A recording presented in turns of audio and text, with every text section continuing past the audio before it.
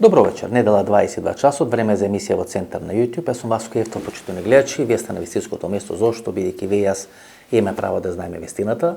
Вечерва вистината ќе биде малку подолга, некаде околу 100 минути. Ме прашувавте каде е Филип Петровски, бидејќи долго не гостувал во емисијата во Центар, го гледате на одредени други подкасти, има своја емисија и така натаму и така натаму. Гледате во одредени дебати на Само вистина на Канал 5 телевизија и после 10-12 месеци во го повторно Филип Петровски во емисијата во Центар, интервју кој трае 100 минути. Ми се чини дека од овие 7 интервјуа што сме имале со Филип Петровски, ова е најдоброто интервју. Останете со нас, погледнете го интервјуто, сигурно нема да зажалите. На почеток, една огромна благодарност кои сите кои се мембари, мембарси или ја користат опцијата membership на YouTube каналот Васко Ефтов, се разбира. Благодарност и до сите оние кои ги гледат редовните емисии во Центар, кои се секој четврток и секој недела во 22 часот.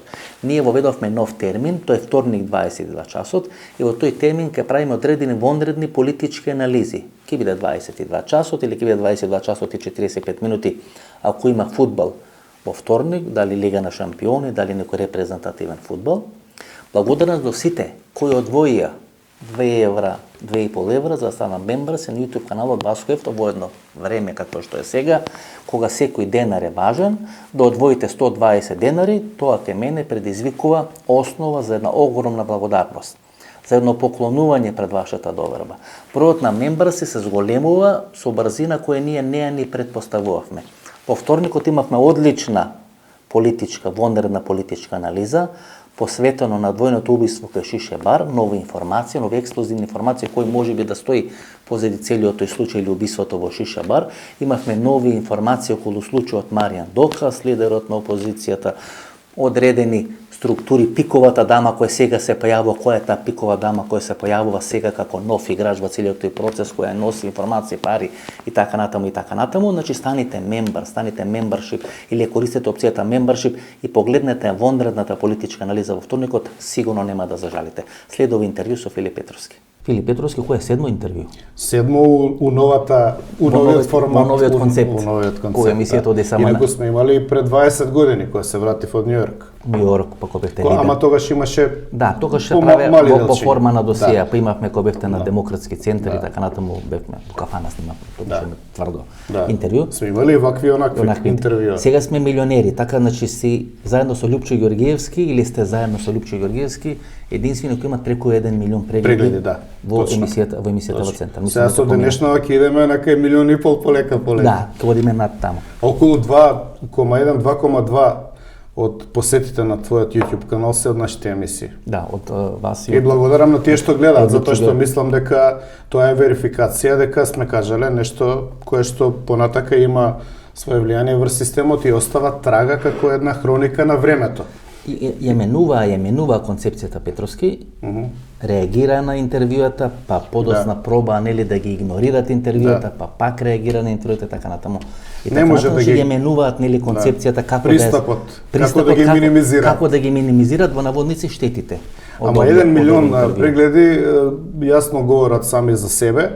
И у крајна линија не се битни ни бројките толку колку што е битно материјалот што е оставен како една основа за анализа. Порано имаше вестници, порано имаше неделници, се објавува колумни, се објавува анализи, мислења, сега тоа веќе го нема. Граѓата за историјата на минатите времења ќе биде преку вакви емисии. Од тука ќе се вадат документи. Значи вие не можете кога некој веќе го нема, а нема вестници, да извлечете една вертикала што се случувало, а преку овие емисии ќе може да се прави реконструкција на овие времења. Ние всушност, да речеме со овој концепт на емисија во Центар или со овој концепт на интервјуа, ние всушност ги заменуваме неделниците што не постојат и ги заменуваме вестниците кои не постојат. Точно. Значи структурата на моите анализи кои ги правиме или структурата на поставување на прашања или структурата на одговори кои ги добиваме во рамки на оваа емисија, всушност не заменува толку недостиг или инсуфициенција на телевизија, сериозна телевизиска програма, туку компензира недостиг на сериозни неделници, сериозни дневни вестници во Република. И анализи. И анализи кои не постојат. Затоа што телевизиите се претворија во турски серии. Така. Добро знаеш дека газдите, моќните фамилии кои што стојат позади телевизиите си огледат финансискиот интерес. Тие направија неверојатна штета затоа што веќе нема дебата во општеството, а се сведува на материјален интерес. Има карање.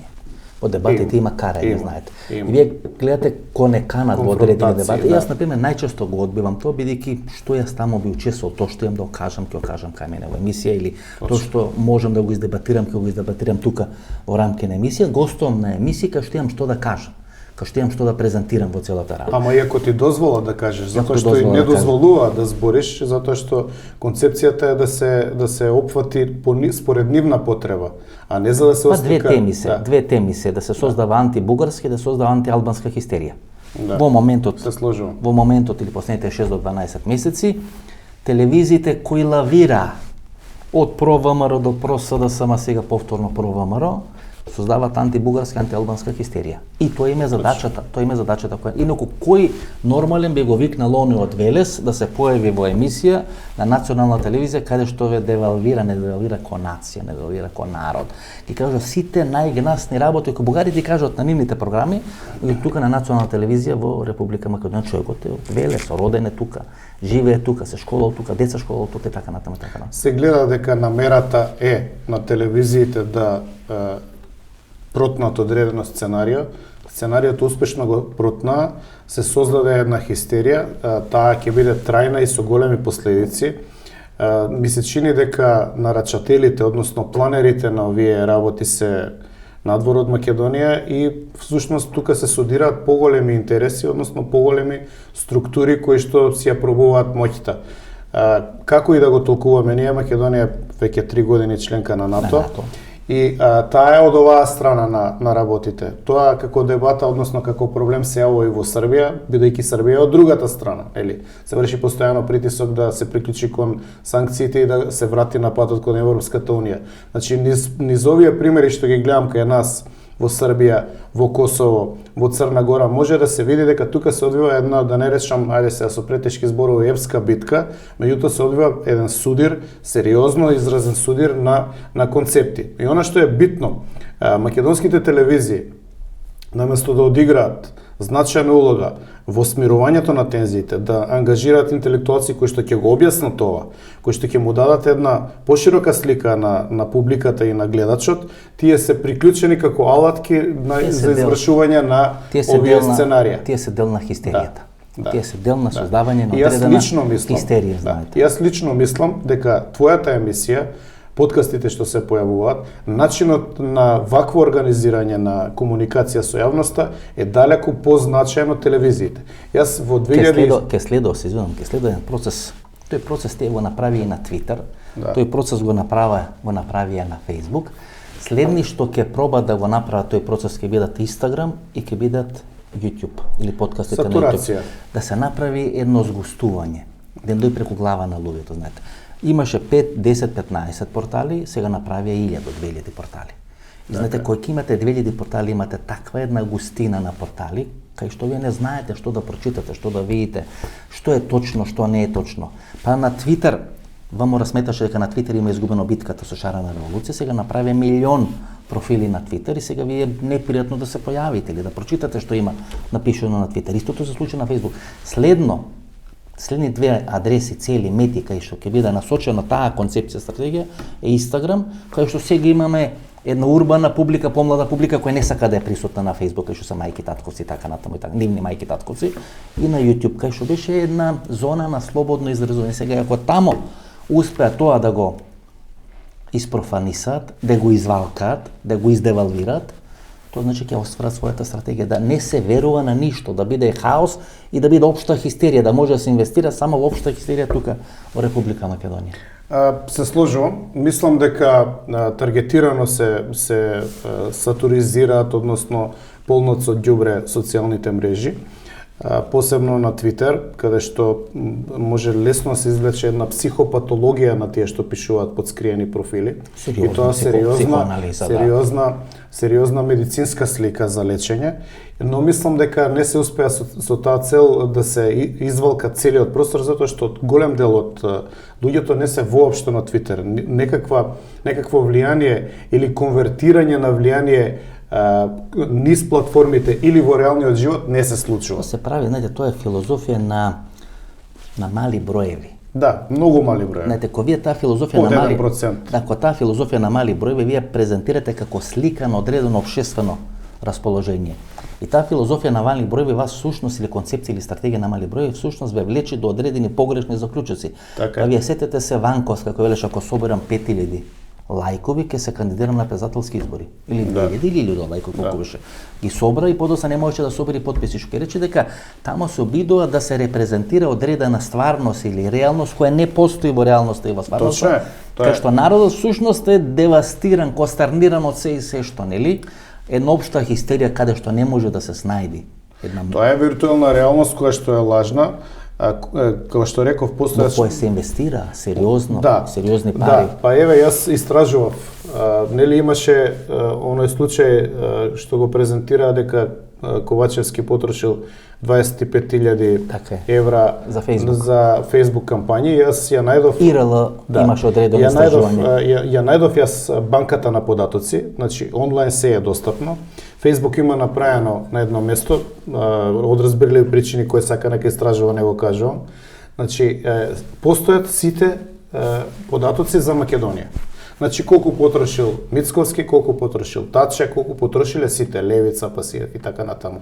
И случајот беше направен дека 25.000 евра потрошил Таче, но јас бев Ковачевски, но јас бев чудоневиден бидејќи тоа се направи огромен случај кој што отиде по телевизија и секаде. Работниот наслов беше премиер инфлуенсер.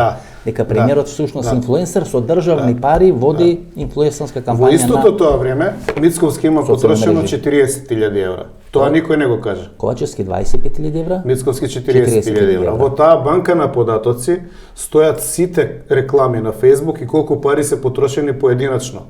Значи, Facebook е уреден, само треба да го најдете тоа каде е.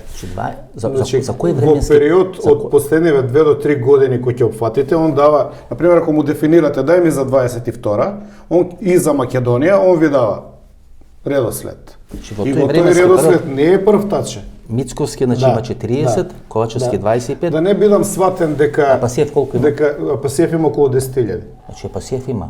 Сите се рекламираат, сите трошат многу пари, има и албанските политичари многу. Јас мислев таму сиромаштија, не, Левица, тому се заглавиле парите кај Трифун Костовски. Околу пола милион евра се потрошени од македонски политичари. Половина милион евра од македонски. Значи ова повеќе него ова како се каже Мира Дизел што земала за патни трошоци или за тоа покажува загрижувачка тенденција дека психопатологијата и создавањето на лажна реалност кај граѓаните, кај гласачите има зафатено невидени размери кај политичарите. Сите зборуваат дека политичарите се на некој начин нарциси, меѓутоа оваа нарцисоидност на овој начин потпрена со бројки за мене представува сериозен феномен за анализа. Не само нарцисоидност. Ако вие плаќате, бустирате за да бидете популарни или да допрете до секој гласач и гледач, тоа значи дека вие тоа не може природно да го направите. Значи тие луѓе не доаѓаат природно вас да ве слушаат, да ве гледаат, да споделуваат размислување со вас, туку мора да го направите на вештачки. Значи да платите некој да ве сака, или да платите некој да ве гледа, или да ве платите некој да ве гласа, не знам на крај. И ако така нели ги поставиме работите, тогаш ние политиката се доме на едни класични меркантилни основи, каде све треба да платите. И ако за се треба да платите, тогаш тој што има најмногу пари, најмногу црни пари, тој ќе победи. Некој кој извади милион евра може да направи 200.000 фоловери. Ако некој со 40 или со 25.000 евра може да направи еден таков пакет, што може да се случи ако некој дојде со 1 милион евра? Или ќе се случи некој Трамп, како што беше во Америка, да дојде и да направи карма каша. Всушност Трамп тоа и го направи. Значи, Трамп имаше стратегија на откуп на мали медиуми, радија и телевизиски станици кои што ги обедини во мрежа и добро ги искористи социјалните мрежи. Значи, не беше тоа концептот каде што беа она операција медиуми, која почна специјално тајно обвинителство, ја продолжи обвинителството за организиран криминал, за мали медиуми купени низ Република Македонија, опрема телевизија и така натаму, првите луѓе на македонската радиотелевизија, првите луѓе на групацијата Курир, беа испрашувани, беа викани на кафе, мобите и така натаму, и тоа се замре. Значи моделот кој Трамп го имаше реализирано на изборите пресликан е тука. Беше пресликан во Република Македонија. Пресликан е тука. И моделот на моделот на Дувлата Инспирацијата, вие добро знаете, јас сум кажал тука, дека ја учествува во креирањето на Дувло, со намера да се парира на она што го правеше шарената револуција. Моделот на Дувло, јас инспирацијата добив од еден текст кој читав за Украина и Русија после анексијата на Крим во 2014 година, дека постои куќа на тролови во Москва и дека Украина, за да парира на куќата на тролови, во која што има стотина млади луѓе вработени по 1000 евра во тоа време плата што имаат, само за да коментираат, значи само за да коментираат и да создаваат насилно преземање на постовите. Значи постот и да има едно значење, со 100 коментари негативни добива друго значење, што се прави и тука. Но суштината беше што Украина повика на патриоти да се приклучат во онлайн борбата. И Украина формираше, кала да ги наречам, бригади на луѓе кои што не идеа на фронт, него се бореа од дома со парирање на вести, на лажни вести и така натаму. Тоа е всушност модерна. Да. Модерна концепција. Модерна војна. Или модерна стратегија. Овој Герасимов, нели, што е сега начело на руската армија, всушност го смета за најголем експерт за користење на сајбер операции во одредени воени офанзиви, одредени воени операции. На крајот на крајшто тој Пригожин и групата Вагнер, тој во исто време се јавил како основач или финансиер на таа група Вагнер која во Бахмут или во овие главни упоришта и борбени операции, не само во Украина, туку и во територијата на Африка и така натаму и така натаму, меѓутоа во исто време Пригожин како готвачот на Путин или познат како готвачот на Путин се јавува како финансиер на тие фабрики или на тие ниви или како да ги наречеме на тролови, каде што во една просторија има илјадници луѓе, тоа не е само во Москва, има Санкт Петербург, има тука во Република Македонија. Сега Гардиан излегува со стотици страни докази како Путин го користи сајбер просторот за да наметне на сосема друга различна перцепција. Не само за војната во Украина, анализите ги прават сега, анализите сега ги прават и ги вадат, инаку феноменот е стар повеќе од 10 години. Првите што се организираа на овој начин, успеа да постигнат одредени поместувања во креирањето на јавното мислење во глобални размери. Знаете дека нели имаше одредени, како да кажам сега, теорија на заговор дека Велес ја смени судбината на Америка и изборот на Трамп, односно дека е лизна Хилари Клинтон и така натаму. Таа не испушта, не пропушта прилика да не спомене нас, за да не го спомени Велес. Да не каже што се направило од Велес. Јас лично мислам дека истиот модел е во Велес, знаете, софтвер, земен софтвер, со помош на софтвер кој се инсталира во Велес, тама Илче Гебелс, тама АПСФ, меѓутоа има еден крак и во Комано, не мислам на вас во Комано.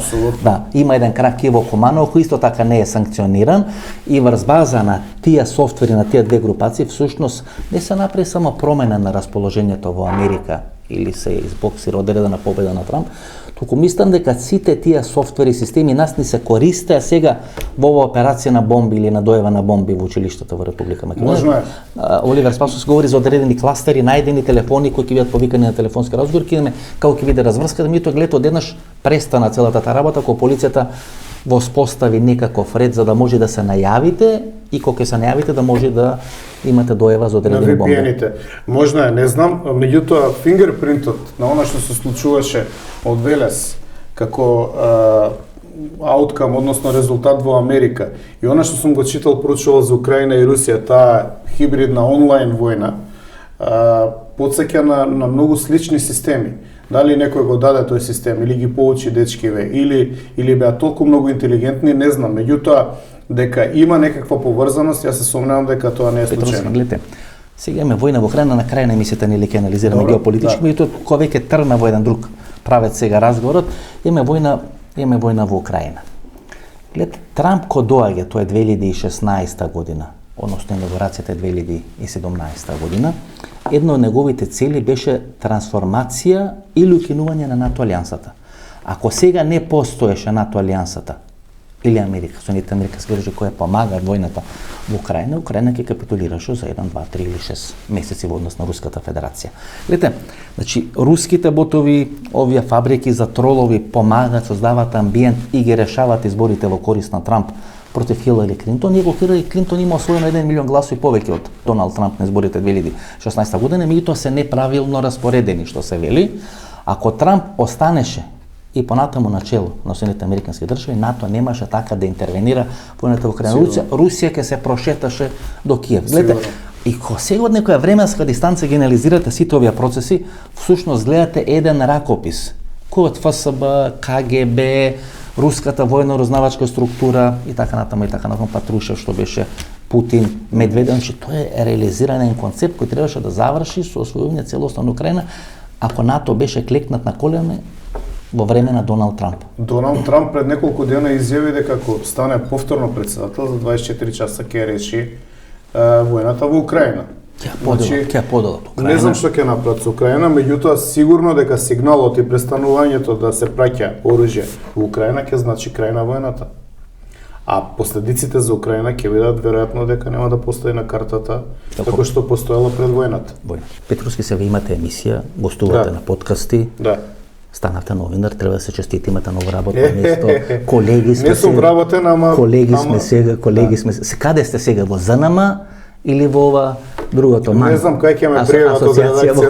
Кај сака да ме пријават? Сега сте во редакција, нели имате? Ја немам потреба. Имате уредувачка политика или како функционирате сега? Значи гледате, ми беше понудено да правам емисија, ја мислам дека е тоа добро. Во контекстот што го збориме дека ова е најдобар начин да се комуницира со јавноста. Дека на овој начин може да се оствари двонасочна комуникација, значи може да ме контактираат, може да предлагаат теми, може да ги коментираат темите, може да се наметне тема, може да се дојде до поинакво стојалиште ако има доволно информации поинакви и така натаму. Значи мислам дека е ова начинот на кој што треба да се функционира со јавноста. Јас во една колумна во Утрински весник, кој што одамна не излегува, во 2007-2008 година ја напишав со наслов Крајот на телевизијата. И тоа се случува. И објаснувањето ми беше тогаш, како што е и сега, дека телевизијата ќе одумре. Ова е наредното ниво на телевизија, односно наредното ниво на комуникација. Петровски, и јас мислам дека на овој начин треба да се комуницира. Петровски, кога вие ќе погледнете гледачите или структурата на гледачите на телевизија, тоа се или постари од 50 или постари од 60 години. Да. Кога ќе погледнете структурата на овие луѓе кои гледат или ги добиват информациите или следат на YouTube, на социјалните мрежи, таму структурата на населението е 15 од 24, меѓутоа најдоминантна е таму некаде од 25 до 45 години. Значи луѓе кои се во некоја работоспособна фаза или работноспособна возраст, кои за 5-10 години или во моментов ги влечат конците на политичката, на бизнес, на секаква друга сцена во Република Македонија и секаде се. Значи имаме тотално едно прелевање на луѓето кои ги носат одлуките, кои се дел на потрошувачкото општество, се префрлени на социјалните мрежи, тие кои се пензионери, кои се крајот или на крајот на нивниот живот, имат останато на мејнстрим медиумите. И тоа е на драматична поделеност тука во Република Македонија. Така е. И поканата што ја добив за една емисија на класичната телевизија, во моментов кога ја снимаме оваа емисија, реков ја имам толку многу емисии, не знам дали би било соодветно да се појавам, и рекоа, ама тоа е различна публика, нашата публика е 50+. Значи во суштина точно е тоа. Петровски, таму опаѓа влијанието и опаѓа значението на телевизиите и од друга страна се премногу скапи. Тоа се апаратуси кои што чинат за да се одржуваат. Ова е сосема нешто поинаку. Една телевизија, говорам за овие 2-3 најмокни телевизии во Република Македонија, месечно, за да можат нормално да функционират, треба да имат помеѓу 150 и 200.000 евра месечно, за да може да ги покријат трошоците, не да заработат. Значи тоа се 2-3 милиона евра годишно. Освен Сител телевизија која работи со профит и рентабилно, Канал 5 е тука некаде на граници, сите други електронски медиуми во Република Македонија работат со загуби. Што значи дека мораат да бараат спонзор, да се врзуваат со партии, да представуваат политичка позадина и да се рентаат за политички интереси, што е за мене неприфатливо. Тука е суштината. Тие не може да создаат супстанца. Не може да направат супстанца која ќе можат на слободен пазар да ја продадат, кај што ќе можат врз база на таа супстанца која ќе ја продадат на слободен пазар да ги финансират сите проекти, турски серии, информативни емисии, вести и така натаму, и доаѓаме во одредена ситуација да мора да се рентират. Така е. Во момент кога вие ќе почнете да се рентирате, тогаш е веќе почетокот на крајот. И вредноста паѓа. Тогаш ви определена цената. Вие сте политичка проститутка. Да. Ги укина законите во времето на Никола Груевски за финансирање на медиуми, не можеа 2 или 3 години да издржат сами да се финансират. Минатата година имаше еден обид да се возобнови, да се реактивира законот за финансирање. За пак да може да си ги купат телевизија. За да можат пак да си купат медиумите. Еден од директорите на националните телевизии доби задача или презема задача да се договори со Опасиев дека треба да го биде пасив за да не става никакво вето или да не става одредени амандмани на изгласување на тој закон, ама пасив поднесе 1200 амандмани и тука беше скршена концепцијата, стратегијата на соработка нова или на нови основи соработка на владата и на медиумите. А видите, медиумите упорно се нудат. Упорно бара средства. Јас, например, воведов опција membership, за да не зависам од никој, за да зависам од гледачите. Паметно. Кој може од гледачите да помогне? Благодарам. И сака да помогне, да. Кој не може, ќе си гледа емисиите во четврток и во недела бесплатно како што било досега. Така. Ова што го правам секој вторник, сега во вторник имавме една одлична анализа за Маријан Докас, одлична анализа, нови елементи за она двојно убиство во Шиша бар во центарот на Скопје.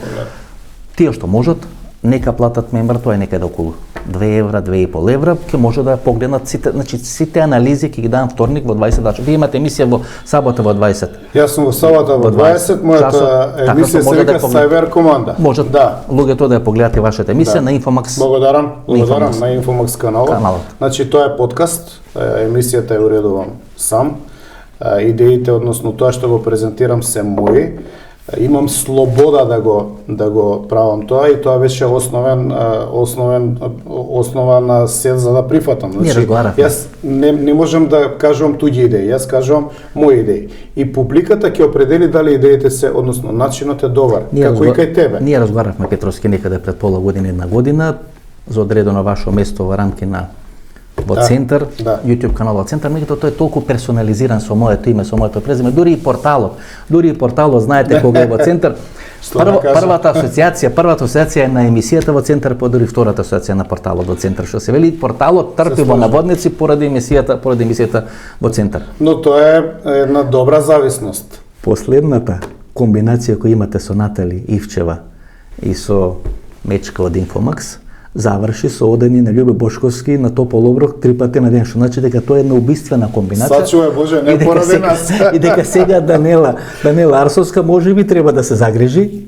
Можеби треба да се загрижи како ќе оди траекторијата на незината политичка кариера. Добро, да се насмееме малце, значи не се работи за тоа дали ја или Натали сме го однеле, Љубе си се однесе во ХАК сам. Двајцата најблиски соработници на Љубе Бошковски, нели? Јас бев подпредседател во Обединети за Македонија, бев подпредседател на партија. Меѓутоа кога дознав за Ивчева беше генерален секретар, ако не се лажам. Меѓутоа јас дознав за сомнителни извори на финансирање и затоа излегов. Не знам сега како тоа се прераскажува од ботовите од Белата палата и не ме интересира. Суштината е тоа, дознав за сомнителни извори на финансирање, тоа за мене беше неприфатливо. За мене политиката на тој начин беше неприфатливо да се спроведува. Петровски, гледате, сите сменија политички партии во Република Македонија. Да, а само мене ми ги кажува. Вас, значи, цревате ви ги изгледа. Ама и Тони Михајловски беше во Обединети за Македонија. Да, Даштевски беше во Обединети. Да, што беше во Обединети за Македонија. Сега е прв човек на државната изборна комисија. Зашто? Ама еве Пандов беше у земјоделска партија. Партија Маријан Ѓорчев. Па беше ваму, па беше оно. Значи, само кај мене таа вертикала се користи. Но добро е. Има еден човек под секој од 6 интервјуа што ги имаме снимено со вас. Прашал го Филип Петровски за тајванските кредити. Јас упорно не ве прашувам за тајванските кредити, ќе испадне дека намерно не го поставам тоа прашање. А што со тајванските кредити? Не знам. Наводно вие сте добиле дел на тајванските кредити на Васил Топурковски. Имате добиено тајвански кредити. Под секој интервју доаѓа и пишува: "Не го праша Филип за тајванските кредити."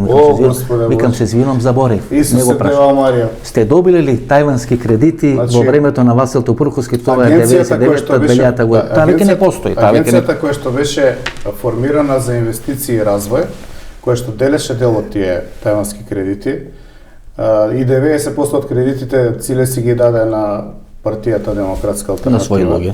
Во тоа време треба да се знае дека татко ми беше еден од директорите во таа агенција. Татко ми беше еден од директорите. Еден од директорите. Циле која замена беше стана Станинов стана директор, а татко ми стана заменик директор. Он има во тоа време кредит, но го има вратено.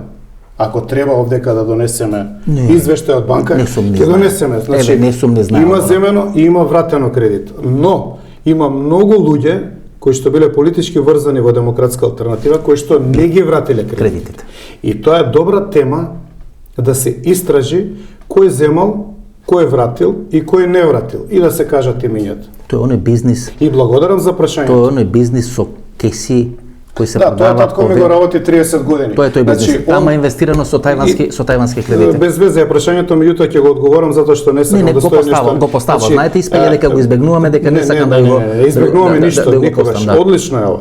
Значи, нашиот бизнисот на татко ми, ја немам никаква врска со тоа, не е браунфилд. Значи, ние во 90-тите не приватизиравме државна собственост, па со државни кредити или не знам, тајвански кредити да ја развиваме. Тоа е гринфилд. Тоа го има создадено сам.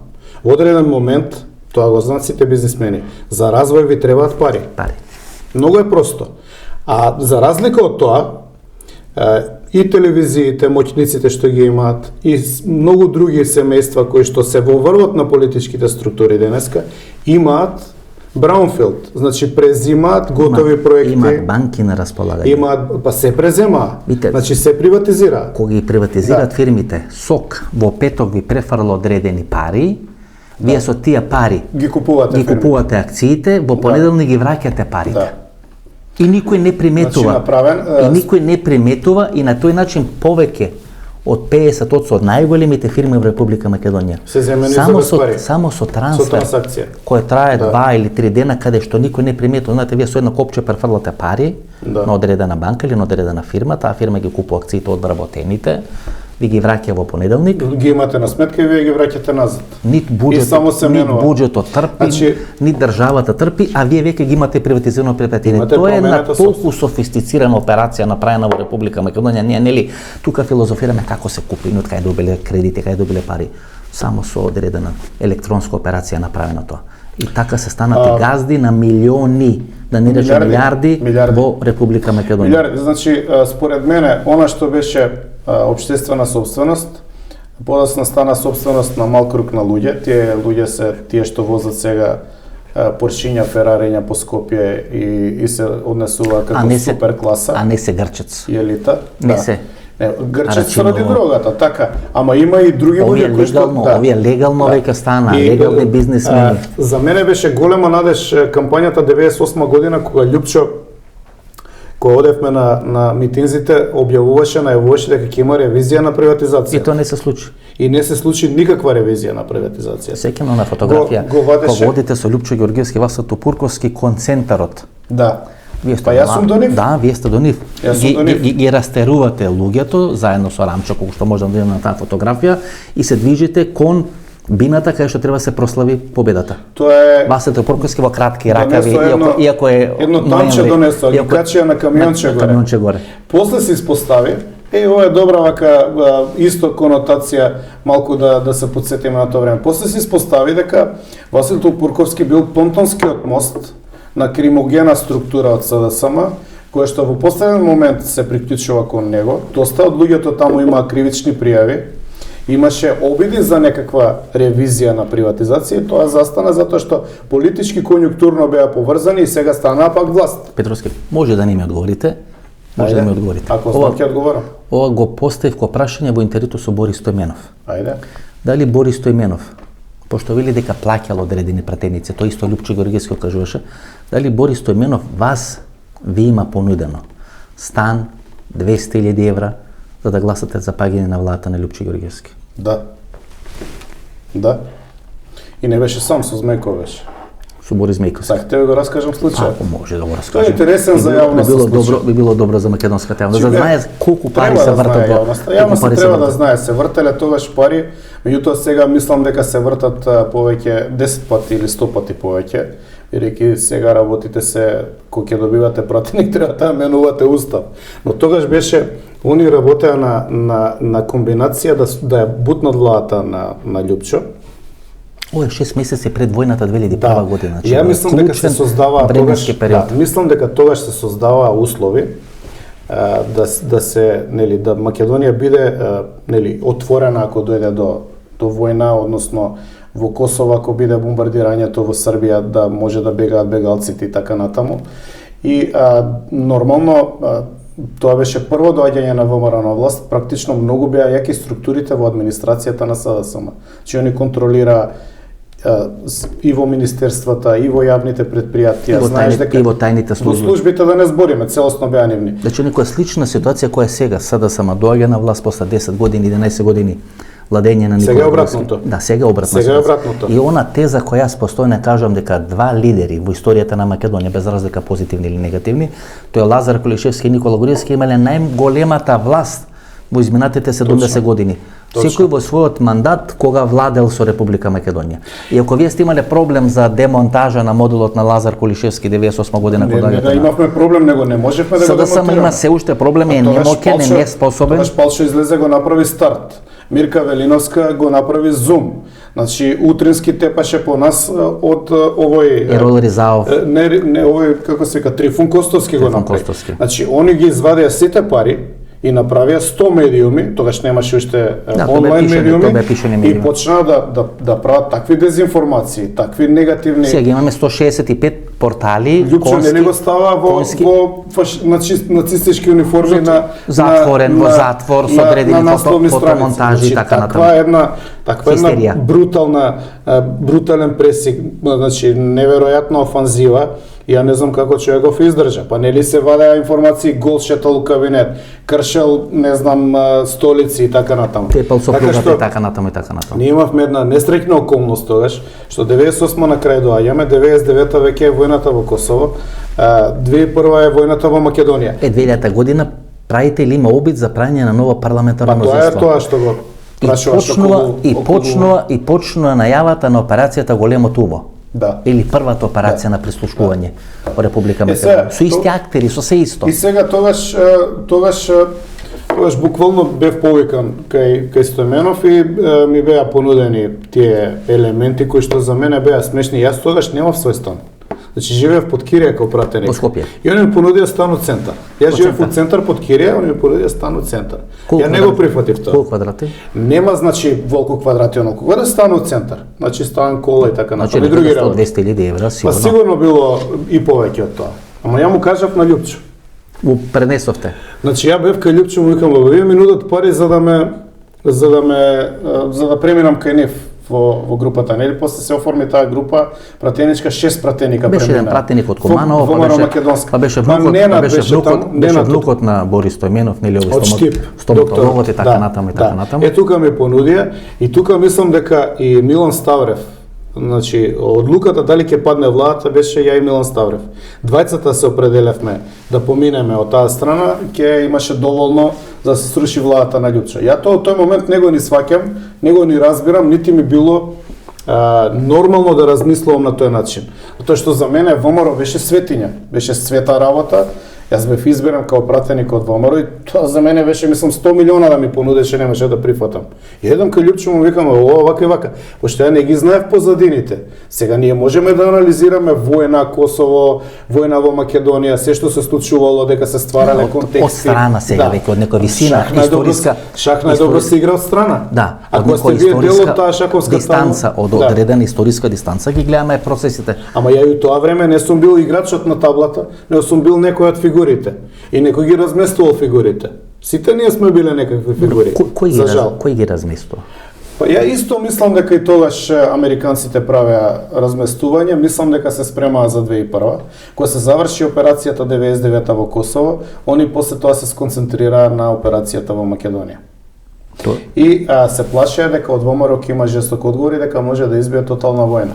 И затоа мораше да биде ослабната владата на ВМРО. Гледате, Петровски, може и се американците, може и се некои други, може и се и домашни структури, бидејќи секој сметам дека ние треба да ги видиме домашните структури. Соработката е улога на Софија, улога на Белград, улога на Москва. Они се подизведувачи. Значи подизведувачите се домашни структури. Гледате како одеднаш класни, масни кои беа во нафтелин 4 или 5 години, ги извадија сега нели на површина, ќе збориме нели и за тоа. Вете, имате хистерија Љупчо Ѓорѓевски, па немате хистерија во мандат на Никола Груевски. Довршам случајот. Ќе ве интересира. И ја идам кај Љупчо му кажам вака и вака. И он ме гледа, вика иди барај повеќе. Љупчо Ѓорѓевски. Да. У премиерски кабинет ми вика иди побарај повеќе да видам колку највише ќе понудат. И јас се најдов во една ситуација, тоаш 27-8 години, премлад, значи уопште не ми беше јасно што се дешава. Викам, овие се пинг-понг си играат. Овие се заебаваат, викам, овие луѓе да ми простите на израз, викам, што прават овие луѓе? Значи ја не ја гледав сликата дека колку побарите, дека ќе дојде, не отидов. Не Не отидов веќе. Веќе не отидов затоа што мене ми беше испод 6 да идам, ја да барам на стамена, дај ми пола милион евра. Кој што немаше да ги беше земам. Даштевски ќе отидеш. Не знам што би направил Дашто. Требаше Даштевски да си го пратите. Не знам што би направил. Ке ви отвореше очи, човек ќе ве направеше. Немаше тајвански кредити да мора да земат. Васко, значи јас нити сум земал, нити сум задолжен на некој, нити се вртам кога одам, освен овие што ме нападна од Белата палата, што се обидува да ме ликвидираат, тоа го зборевме во емисија. Значи не дужам на никој ништо и најдобро ми и не ми треба многу. Вика нашиот народ вика човечко колку нема дно и ако се оди по таа логика, тогаш треба цел живот да грабаш. Мене тоа не ми треба. Имам доволно за да живеам нормално и за да можам кај тебе да зборам вака. Петровски. Да не црвенеам, кои што се бришат, овдека кога се потат, па се бришат, па име незгодно. Топло е, ама однатре доаѓа топлина. Ама кој ќе го нагазиш? Гледате колку се тука 6 рефлектори. Кој ќе го нагазиш еден Маријан Ѓорчев кој што е компрометиран по сите основи, ќе се брише, ќе се туфка, затоа што учествувал во тие случаи. Не, тој вели, тој е невин. Тој само слушнал, нели? Тој само слушнал, немал никакви контакти. Изгледа Лучо Георгиевски кажа дека и тоа езимут ли како се нарекува дека и езимут нели призна вина сега. Сега призна вина дека перал пари пред 2 недели. Беше во медиумите. Имаше во медиумите дека сите овие имоти. Кога беше конгресот 2003, беше една работа. Виногради. Што не кажам. Ајде. Ја гледам еден човек покрај Маријан, нели се правеше екипа на Маријан да победиме. Така е. Требаше да победиме затоа што да не беше интервенцијата на Љупча, и Љупча го кажа тоа кај тебе во емисија, и тоа е општо познато, Груевски немаше да победи на конгресот во Охрид. Ја гледам еден човек покрај Маријан, тоа во Езимет. Кој е човек? Ја никад не сум го видел. Точ тип, што значи, да, винаријата што е. Сега во Словенија велат. Не знам кај не ми е битно кај, значи сакам феноменологијата на настанот да ја расчлениме. Значи се појавува еден човек кој што седи директно до овој, утре ќе биде председател на ВМРО, значи ќе биде овој човек со скоро консилиере во најмала рака, можности и така. После човекот кога се појави у Бетонштип, кога се појави со Ферарија, со винари и така натаму, јас сметам дека тој човек има некој бекграунд кој што на нас не е јасен, нели е овој како се вика тоа, конзул почесен на некоја држава балтичка и така натаму. Значи не станува збор за случајни луѓе. Еден од луѓето кој учествува во расчистување на случајот Боке 13. Тоа не знам. Велат еден, може би да е тој, може би да не е тој, нели имаше некои најави. Не важно. Истрагата ќе покаже дали бил или не бил и така натаму. Па се јавуваат нели овие виногради или лозарски или лозови насади кои купо Кирил Пендев, кој е прв човек на Балканска банка, подоцна дел на таа структура. Значи пак има Кирил Пендев, нели всушност се врската помеѓу Лучо Георгиевски и бизнис разузнавачка структура. Меѓутоа она што е битно 2003 прв пат го видов ја човекот. Значи не постои до тогаш, не може да го немам видено на официјални состаноци, на извршен, на централен, во штабот на ВМРО никогаш. Значи многу лозови наседи имате во Неготино, во Кавадарци и така натаму. Значи тоа се хектари, стотици, не вие. Немам јас. Има он. Треба се појасни. Не мислам, добро, ама може ли некој да излезе во јавноста да објасни генеалогија? Како ги имат направено парите, да. Еве ме прашуваш за Тајван, ти одговарам легитимно. Ако треба ќе донесам од банка изводи. Се ако играат Кина, секој треба. Кина Тајван кој играат кошарка, за кого навијате? За Тајван или за Тајван? Не ми е воопшто битно. Не, мала шала. Не ми е воопшто битно, иако мислам дека Кина Тајван, Северна и Јужна Кореја и распарчена Македонија се исти прашања. Да, горе доле. Значи, ако извлечеме кај што поминуваат тие географски магистрали, историска вертикала и така натаму. Северна Кореја комунистичка, Јужна е капиталистичка и демократска. Само ние сме на 3 дела. А исти народ? Ние сме на 3 дела. На 4. На 4. Добре, мал дел во 1%. Зашто? Па не се откажуваат од сантиметар, а не па да се откажам од 1% Македонија. Значи во суштина север југ Кореја, Тајван и Кина се исто кинези, сега вчера бивши председател на Тајван рече дека се кинези. Да, дека сите се тие кинези. Значи ние видели политички систем. Добро, Тајван до 1971, 72, 73 година, оние преговори Никсон, Кисинџер со Мао Цетунг, всушност столчето во Обединетите нации го има Тајван. Кина дури подоцна го добива столчето бидејќи Чан Кај Шек се сметаше дека е легитимен наследник на Кина комунистичка партија. Пред кинеската комунистичка револуција која се случува. Да. И малците. Во суштина, и сакам таа вертикала да ја вратим и до Македонија. Исто Македонија на 45-та на Јалта е поделена на такви системи. Украина има столче во Обединетите нации. После Втората светска војна, бидејќи е држава која дала најмногу жртви од тие 20 милиони руски или советски жители кои загинаа во Втората светска војна. А колку од тие жртви се руси? Па најмногу се украинци. Они имаат исти идентитет. Тоа се сега го одвојуваат. Сега со војната се одвојува идентитетот. се формира украински идентитет. И русите, борејќи се да ги направат украинците руси, всушност ги прават украинци. Значи, веруј ми, историјата покажала, има милион примери, ќе го дадам примерот и на Босна. Најблиски идентитети создаваат најкрвави судири. Србија, Босна, Во Хрватска. Босна муслиманите што се? Нели се срби кои што преземале ислам? Што се да не се дојдени од Индија? Меша Селимовиќ што така го објаснува, Ама нели? тоа е, значи, исламизирани срби, исламизирани хрвати. Они толку многу се тепа за да се покажат. Сега Петровски, различни ќе дека се. излезат бошњаците. Па ќе барат извинување. Па ќе барат да манти, бидејќи во едно интервју со Шешел ги нарече муслимани, а не ги нарече бошњаци, па се јавија од одредени невладени бошњачки организации во Република Македонија. Тоа е говор на омраза, па тоа не знам, одредено девастирање така натаму. Значи, ја не ќе никого да навредувам, ама за историските настани не можеме ние да правиме фризирање на настаните. А во Македонија торбешите што се? Мил ми е Платон и Сократ, ми ама подрага ми е вистината. Добро. Значи торбешите не се руси, не се италијани, македонци се што преземале исламска. Сега да не ги навредаме, не знам како модерно ги вика. Порано торбеши беше навредливо и ние избегнувавме термин торбеши.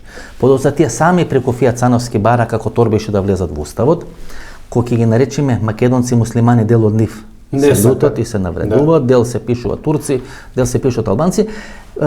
Во основа тоа е една човечка нејасна материја.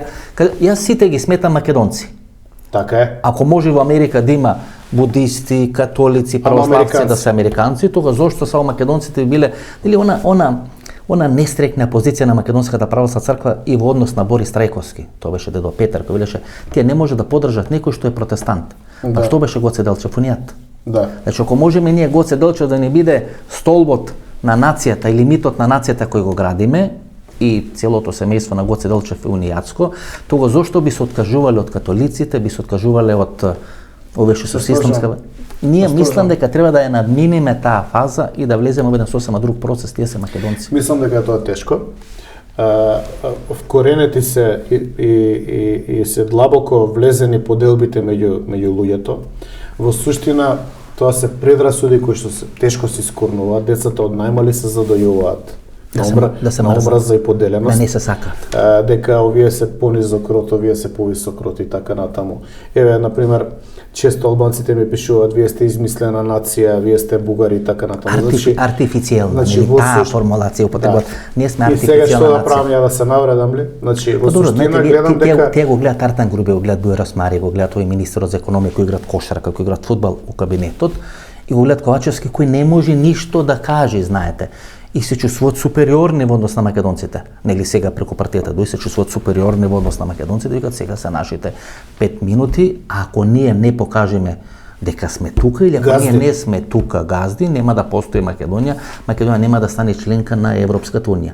И гледате каква една хистерија и во македонскиот сегмент, меѓутоа албанскиот сегмент дојде постојни предлог на Зоран Заев до Христо Мицкоски, и ако сметам дека Зоран Заев 5 години го држи Христо Мицкоски врзан за столб само да остане на чело на ВМРО ДПМН, и сега Зоран Заев му фрли со тој негов предлог гума за спасување на Христијан Мицкоски. Или го удави скроз. Мислите? Гледате, значи во суштина ја лично мислам дека повеќе години они него го пинг-понг си играат со него или го пимплаат Мицко во смисол ќе му дадат некакво залче, па ќе загризе, па ќе го држат, па ќе го пуштат. Мало залче, гледате, тамо се сликат, можеби не е Мицкоски, можеби дел на неговото семејство или на луѓе блиски на Мицкоски, на Црногорско приморје. Па се гледат одредени куќи во одредени скопски општини, дел вие нели објавувавте овие подкасти што ги се знае дека испаѓа дека таа структура на Мицкоски е единствена структура во Македонија. Не вела Мицкоски, структурата блиска на Мицкоски, Телчевските ниви, која е направила капитал и пари кога се во опозиција. а не кога се власт. Значи, Васко, ја 100 пати сум кажал, ќе повторам и сега. Политичките партии се корумпирани. Политичкиот систем е корумпиран. Политичкото секојдневие е деградирано до ниво идиоти да седат во парламент. Тоа не е случајно направено. На таков начин системите полесно се контролираат. Вие не можете во 90-те години да замислите дека еден Димитар Димитров или Никола Клюсев или Наумов или другите ќе ги контролирате, или Треневски или сите тие што беа плејада тогаш во врвот на ВМРО, дека вие ќе ги контролирате на таков начин. Значи тоа беше една структура која што можеше да произведе Имаше интегритет. Значи она можеше да произведе Имаше размислување, стратегија, ставови. Може да објават колумни, може да објават позиција. Значи имаше да се согласувате или да не се согласувате со нив, но ти има став по клучни прашања. Така е. Така е. Се работи за сериозна, драматично упросечување, спуштање на квалитетот под ниво на осмо оделение. Ето Петровски, не само во државата, погледнете, го спомнавте стариот Димитров и новиот. И гледате го синот Никола Димитров. Да. И погледнете ставови кои се кристално јасни, од кои не се откажува стариот Димитров, таткото Димитров, Димитар Димитров, кој бил министар за образование, кој дава оставка на таа функција, и погледнете го синот. Не велам дека е лош преспански договор, туку велам дека еден е ставот кога е власт, а друг е ставот кога не е власт или кога има изгубено позицијата. Сега, во Македонија се деси еден феномен. И тоа во една фамилија ви се случува, значи не во општеството во целина, значи не мора да дојме да бараме милион примери. Во една фамилија гледаме како во период од 30 години драматични процеси и промени се случуваат. Очигледно, пак ќе кажам, човечкото око нема дно и сребролюбието е еден од најбитните елементи за функционирање во политика. Во Македонија се деси феномен. Си донесува закон за партии, си се плаќаат сите партии од државниот буџет. По 2, по 3 милиони евра, значи, добиваат после секој изборен циклус. Партиите се толку добро ситуирани, партиските врхушки се буквално милионери. Не е битно дали сте на власт или во опозиција. Парите доаѓаат од сите страни. Петровски, ако имате богати партии, а имате сиромашни медиуми кои работат без профит или работат со загуба, само треба да направите знак на еднаквост, да ги поврзите тие работи. Се корумпираат медиумите. И тогаш гледате како функционира системот. Гледате, имате хистерија ке Лупчо Ѓорѓевски, па 10 години никој не му прави хистерија на Никола Груевски. Се менува паѓа Никола Груевски, имате повторна хистерија, конски скок, 161 лажен портал, кој создава таа хистерија во Република Македонија. Што рече дека системот го прима Никола Груевски како нашо дете, може би го прима и Христијан Мицкоски како нашо дете, не го прима Лупчо Ѓорѓевски без разлика на мојот став во однос на Лупчо Ѓорѓевски, меѓутоа во однос на Лупчо Ѓорѓевски имаше хистерија, во однос на Зоран Зев исто така имаше одредена хистерија, што рече дека системот некој го прима како нашо дете, а некој го не прима како нашо дете. За жал, најчесто кога ќе се употреби кованицата наше дете, позадината се тајните служби и поврзаноста со системи кои што имаат влијание, а не се видливи. И кои што имаат агенда која што е поинаква од на народот. Еве на пример ИРЛ испитува за Жан Митрев, испитува за се и се што. Испитува за Ковачевски колку пари дал. И тоа не испита за фирмите на Мицкоски во Белград, а ние 5 пати го отворивме тоа прашање. Кои се тие фирми? Ај за Делчевски ниви. Изла Гаврило Бубевски вели нема доволно проценители кои би го процениле тој имот тамо со Делчевски ниви. Што рече дека свесно се пролонгира разврската на процесот Делчевски ниви за да се користи за одредени политички пазарања. Јас не можам поинаку тоа да го сватам. Веројатно ќе го користат во промена на уставот. Оливер Спасовски рече дека Мицкоски во преговорите тајни што ги води со нив бара амнестија нели често за луѓето кои што се замешани во кривични настани, во кривични дела и кои што би требало да одлежат сериозен број на години во затвор. На Алца Тем телевизија имаше најкатегорична изјава. Ја не сум подготвен да правам коалиција со криминалот или со амнестија на криминал. Прето мислеше и на 27 април, настанете 27 април, и мислеше на сите овие криминални дејанија кои сега се случуваат во Република Македонија. За разлика од другите СДСМ кои лавират, нели, кои би можеле нели да прогледаат низ прсти за гласање за уставните измени, Спасовски беше единствен кој реше ние коалиција со криминалот не прифаќаме. Па мислам дека не имаат потреба да направат коалиција, они едноставно ќе ги инструментализираат криминалците или ќе им кажат вака, или ќе одите во затвор или ќе завршите работа. Очигледно е дека се многу искорумпирани и факт е дека и во кулуарите се зборија и он го спомна тоа дека во преговорите е барано амнестија за овие што се кривично гонети, а не е барана амнестија за овие што се од 27 април.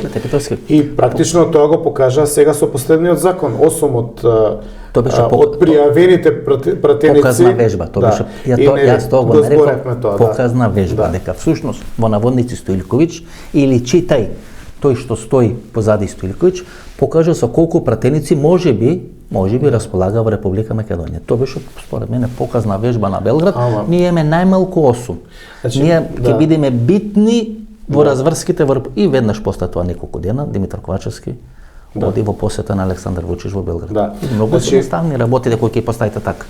Значи, индикативно е што се пак бројката точно која што треба. Осумина, нели имаше текст една анализа осумината, Павле Таран, Слободан Богоевски, па 8-те пратеници нели имамо, па сега повторно 8 како 8 да е некоја магична толку им треба. Колку што им треба толку покажа. Дали така ќе биде не знам.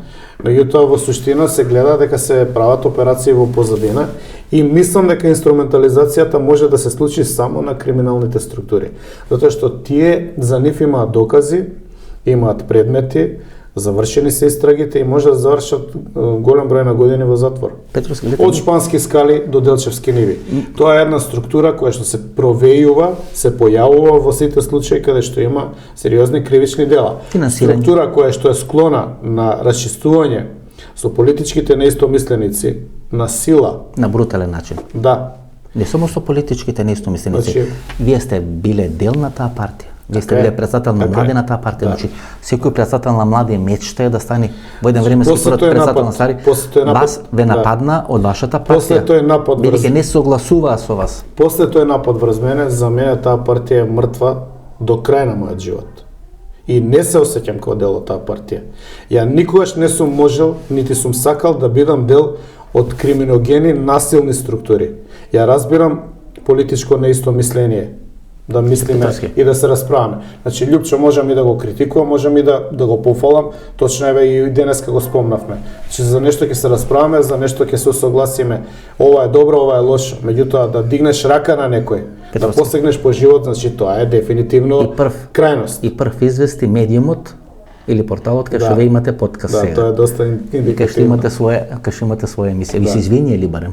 Во првата емисија, Ви се извиня. Тие беа први кои дознаа, нели? Всушност можеби и не дознаа, им беше кажано дека тамо, можеби им беше кажано тамо ќе се случи, да бидат тамо и тоа беше информативно. Говориме за првата, за првиот инцидент кон нас, за првиот напад кон нас, не за вториот кој што е побрутален. Значи на првиот напад имаше агенти или доушници, ја ги видов од другата страна на улицата стоја. Значи имаше луѓе поставено кои што требаше да известат за квалитетот на нападот кај нарачателот. Ја ви покажав некои фотографии. Да. Фотографии на пошторот кој ги носеше парите нови што е сега на топол оброк 3 пати на ден. Ова пајажина што е направена во Република Македонија кај што се разни служби, обвинителство и така натаму и кои со помош на одредени доказни портали во Република Македонија денунцира одредени политичари, новинари по нарачка. И тоа ќе излезе све во јавност. Тоа е пајажина. И таа пајажина се отвара пред уставните измени. И треба да излезе. Значи имаме Делчевски ниви, имаме таа пајажина која се отвара пред уставните измени, сите се сега на купче фатени.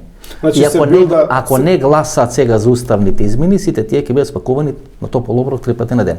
И тоа е филозофијата. Јас сум убеден дека е тоа така. Сега таа слика за која што дискутиравме, на човекот кој е поштар. Можно е да е тој нападјачот. Мислам дека може да е тој нападјачот. Можно е да е тој нападјачот. Ја во оваа пригода само ќе кажам дека детектив работи на случајот и јас ќе ги најдам нападјачите.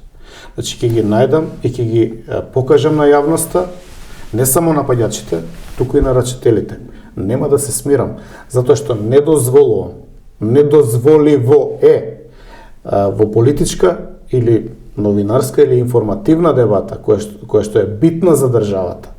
Значи политички, идеолошки, што не се сложувам јас со местењето на Мицковски на конгресот во Валандово, на фалсификат конгрес, тоа не може да биде причина за мене некој да ме ликвидира. Затоа што од другата страна тоа значи ВМРО 20-30 години во Софија и кој кога стигне да убие, така? Ќе го амнестираме. Значи ние го амнестираме тој временски период од пред 100 години, знаете. Ако нова сега прогледуваме низ прсти, го сметаме дека е нешто нормално, тогаш било нормално, Банчо, не реагираме, тогаш било нормално Ванчо Михайлов, Тодор Александров, Протогеров или кој Не е нормално. да ги прави тие екзекуции по софиските улици. Не е нормално. И уште по-ненормално е што македонските медиуми, тие лаборатории што издржуваат, не се фати да ја види оваа вест. Петровски лажи, Петровски сака да дојде во центарот на внимание. Ама има истрага. Да, има истрага. Има отворено предмет во обвинителство. Кога вие мене ми се јавивте. Да. Посебно за вториот случај. Да. И јас јавив на одредени адреси да проверам за што станува збор. Да. Првата реакција, говорам за релевантни институции во државата. Неговите сами го нападна. При тоа не мислам на неговите дома, туку мислам на неговите од вашата поранешна партија, како што велите. Сега веќе не се мои. Значи јавно кажувам, не се мои и со такви луѓе не можат да бидат мои, нити сакам да бидам, нити ниве ни они мои. Тоа е за мене точка на топење од која нема назад. Затоа што се преминати границите на политичко разномислие и се преминува во насилие, физичка елиминација. Насилие и дивљаштво. И мислам дека тоа не смее да биде прифатливо, зашто тоа отвара порта кон политички. Ако тоа го прифатиме, тога шамарите на Груевски, тепање во центар, црква и така натаму, тоа стане начин на политичко манифестирање на различност. И сега поради тоа имам мој подкаст и сега овие работи ќе ги вадам повторно, затоа што репетиција Маter Studiorum, бидејќи овие што го прават шумот, за кој што зборевме на почетокот на емисијата, со стотици и кои не знаат како да реагираат на овие интервјуи, кои што се повеќе од 1 милион, има гледам спојка 1 милион, или прво не реагира, па молчеа, не игнорира, па сега не знам дали дојдоа физички да се пресметат, или со вас. Па јас сум лично убеден дека се резултат на тој напад се и дел од овие интервјуа, затоа што следа после интервјуата. 20-та година се кршеше многу резултатот која ја објавивме корупцијата внатре и така натаму. Во суштина, јас мислам дека со тој подкаст, начинот на кој што комуницирам и начинот на кој што подсетувам, нема да ги оставам раат. Значи, нема да ги оставам рад да бидат комотни, затоа што они мислат дека создале шум со профили на Твитер, на Фейсбук, со медиуми и прават разводнување на се. Но овде има специализирано дискусија за тие теми од кои што нема да дигнат глава. Тие ги гледат анкетите, се доживуваат како сигурна власт после редовни или предвремени парламентарни избори, нели постојано на Владимир Божиновски анкетите се лиферуваат. Од 2017 се зборува лиферуваат во македонскиот однос. Нели таму има два наративи, само што не дошле на власт и дека ќе има предвремени избори. И тоа ние го слушаме нели изминатите 5 или 6 години и никако да има предвремени избори, како Мицкоски најава предвремени избори, така парламентарното мнозинство стана побројно во Република Македонија. Можеби ќе победи избори, меѓутоа има два проблеми: меѓународна заедница и кој ќе биде албански коалиционен партнер. На тие три тајни разговори кои Зоран Заев ги има со Христијан Мицкоски, не се делегации, вие кај вас во подкастот објавивте, не кај вас во анализата туку во подкастот, дека тоа во Бела Вода, не е во Бела Вода, во Скопје, во присуство, значи тет-а-тет средба, во присуство на еден представник на меѓународна заедница. При тоа Мицкоски е сондирано расположението преку неговиот баџанак, или што му дојде од Струмица, и преку еден голем олигарх кој на факултетот каде што работи Мицкоски има канцеларија до канцеларија, бил порано вице-премиер во македонската влада. Сите знаат кој е. Сите знаат кој е, му е тестирано расположението, дава согласност Христијан Мицкоски, врз база на така дадена согласност има 3 средби од по неколку часа со Зоран Заев, каде што Мицкоски прифаќа да има конгрес на ВМРО-ДПМН, каде што на конгресна резолуција ќе има да се прифати уставни измени и влез на бугарите во Уставот на Република Македонија. Тоа македонската јавност треба да го знае. Треба да го знае, значи македонската јавност пред често се доведува во заблуда и тие дувла начинот на кој се поставени структурите се поставени за да се шират дезинформации за никош да вие не можете да знаете што е вистина. Но од сите страни информациите говорат за тие средби. И ја лично мислам дека Заев по 100 пат него го извози. Го има превеслано. Да, и да него жеден преку вода. Он даде изјава 31 декември, мислам дека беше. 21 декември е средбата, нели во седиштето во НСДС. Ден пред Нова година даде изјава да се распушти парламентот јануар-февруар, предвремени избори мај. Дека веќе има ново мнозинство кое е формирано, дека за еден месец или за 30 дена ќе се формира ново мнозинство. И повторно немате вие ново мнозинство. Тука станува збор за една политичка неедукација, неискуство и аматеризам. Драматична желба за власт, знаете, драматична психолошки потреба се гледа да се дојде на дека бесконечна е желбата за власт и дека неограничена. единствено тоа е интересот. Вие да седнете, Значи има две работи кои се неограничени. да седнете со Вселената и човечката глупост. и желбата на Мицковски да Ја мислам човечката глупост, или тоа е исто. Или Добра тоа е е исто. трета тоа Или тоа е исто. Тоа ќе биде Значи трета. во суштина да се подсетиме, но ние сме склони многу брзо да забораваме и затоа е добро, нели, спомнавме Да за повториме. Стојменов и за се. Па ние Да го отворивме утврдиме тука знаењето. 50 теми во ова Да го интервју. утврдиме знаењето. Ете како интензивно. 2016 Само ВМРО шиват победи на прашање. изборите. ВМРО победи на изборите и Груевски требаше формира влада, а формираше Заев. Формирањето на владата на Заев се поврзува со исполнувањето на агендата да се промени името, Преспански што договор. требаше да го направи Груевски, а не го направи, нели? Помошта со Тито Петковски, имаше прифатено нели? и не го А реализираше. помошта со 6 пратеници во 2006 година да ја поддржат владата Да се на Тито отсепат, Петковски. да се отсепат од СДСМ, Да, 6 пратеници. Бранко Царенковски конфликт Да. со Бучковски Нели испендиран. разговорате во Портокарас, таму има Таму е Тито однесен, оперативци таму е Тито од, однесен. од амбасадата отидени и убедени да се створи Жидан ова, затоа Миланеш. што идејата е таа да се завршат тие работи. Преку зетот на Тито Петковски, кој велат случајно е грк. Тоа не знам, небитно. Суштината е што? Тоа не се завршува 2006-2016, 2017 доаѓа Заев на власт. И окей, он ветил таму дека ќе ги заврши тие Петровски, работи. Слично гледаме Србија. Тоа што Вучич го вети, сега има Исто две, е, исто е. сега имаме две можности, ќе го спроведе и при тоа нема да го спроведе само од Србија. Ќе го спроведе у Република Српска, ќе го спроведе на во Косово, Косово.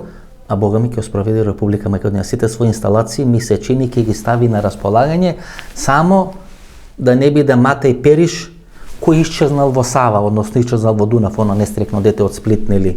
Минатата година кој ги полнав на порталите на Нова година, кој ги исчезна, нели? Што не може да го најде. Од бетон халата. Во суштина муаветот ми е дека Влегуваме во една топовска завршница сега, да.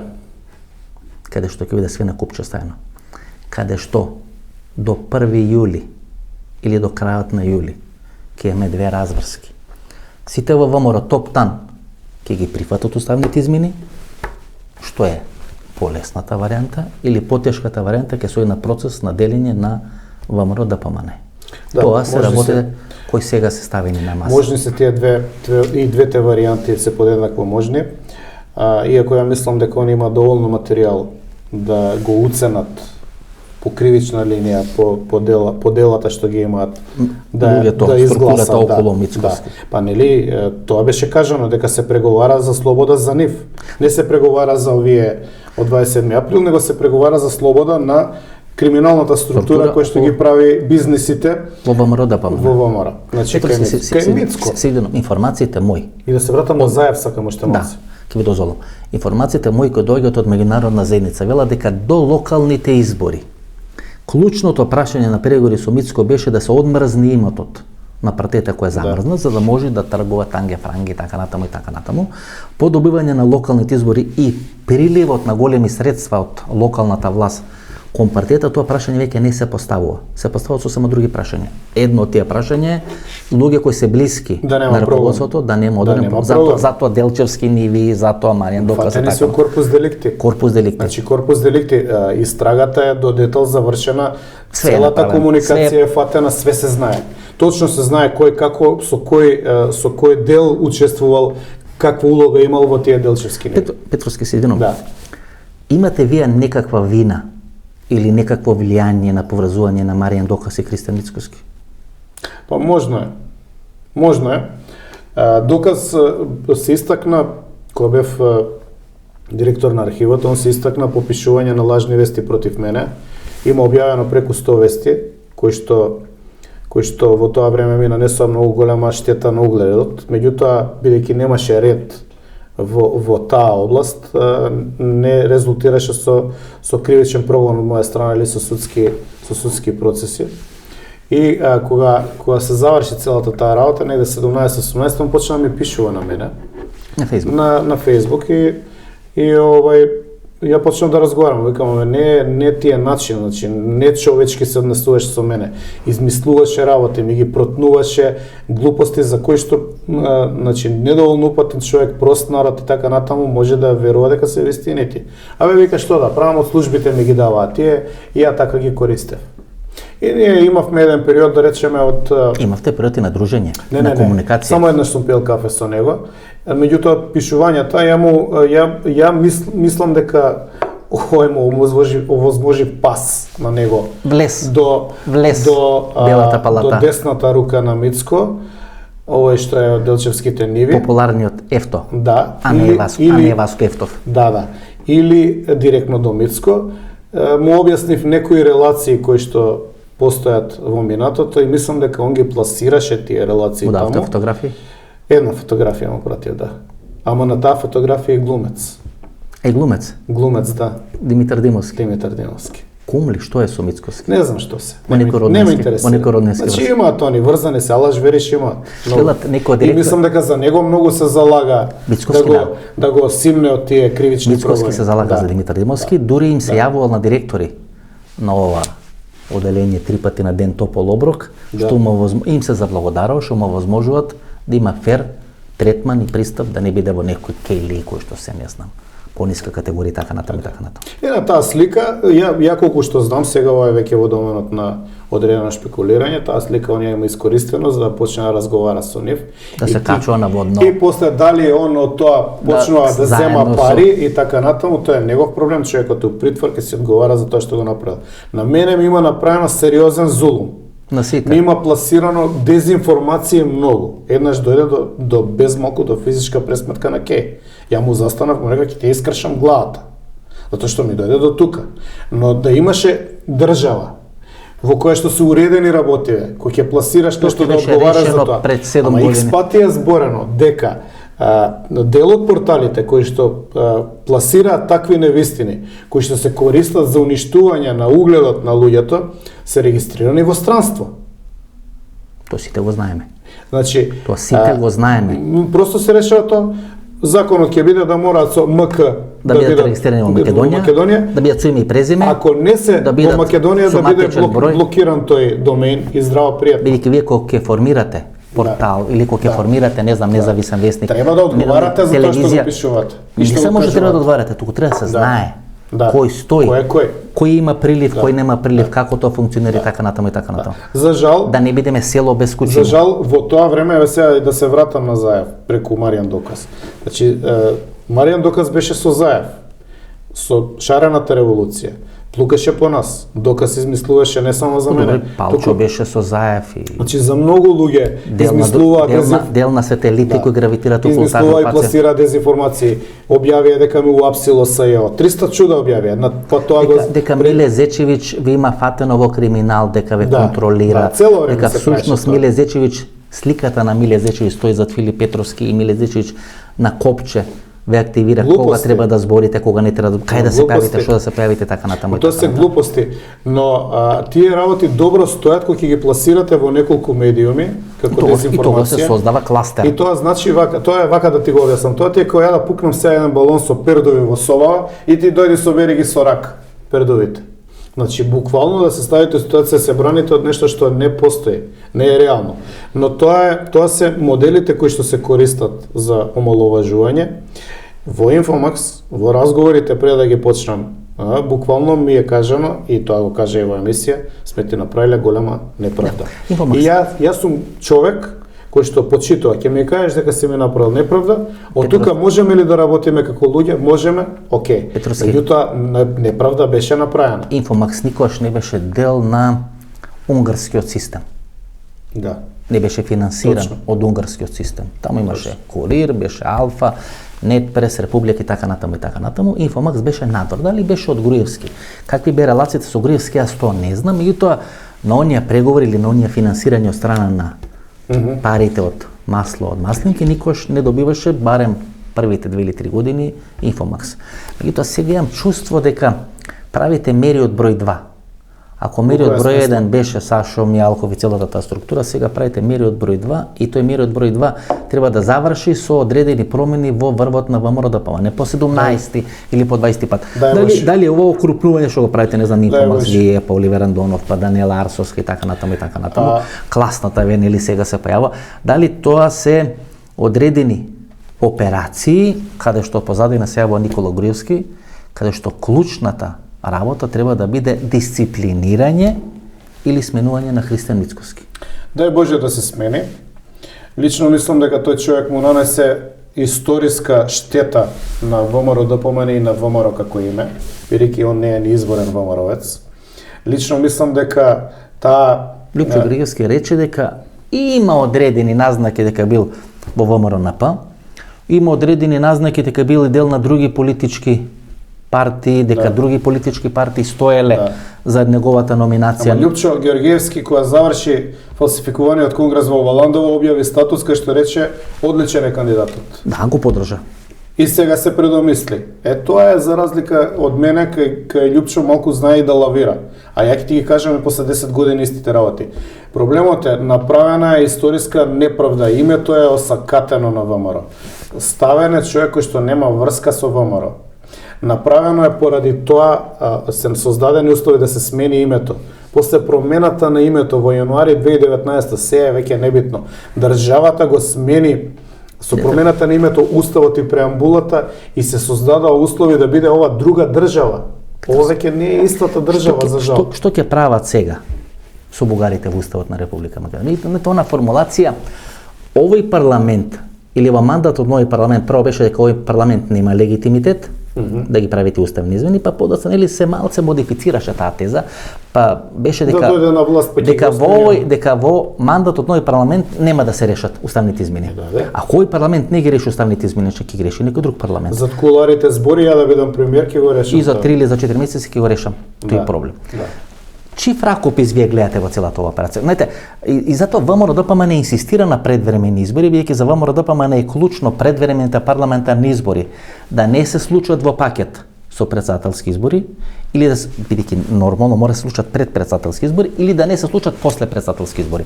Бидејќи ако има ќе бидат во исто време. Па на пример, ја мислам дека ќе бидат во исто време. Може да бидат во исто време, а може да бидат и одвоени, да бидат претседателските избори прво, па да бидат парламентарните избори, бидејќи знаете, ВМРО-ДПМН треба да оди со одреден претседателски кандидат.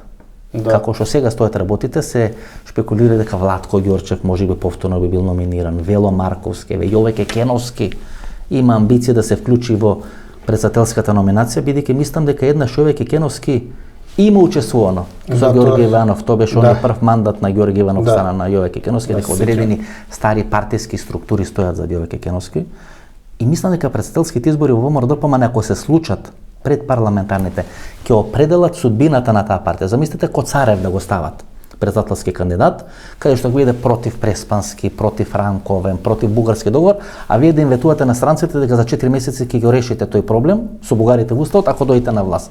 Што ќе рече дека претседателските избори по ВМРО-ДПМН мора да се случат после парламентарните избори, бидејќи секое заедничко одржување или претходно претседателски па парламентарни било сериозна политичка турбуленција за Христијан Мицкоски. Ја лично мислам дека ова како они преговарат со странците што го слушам по кулуарите е како мали џокица замислува политика дека се прави.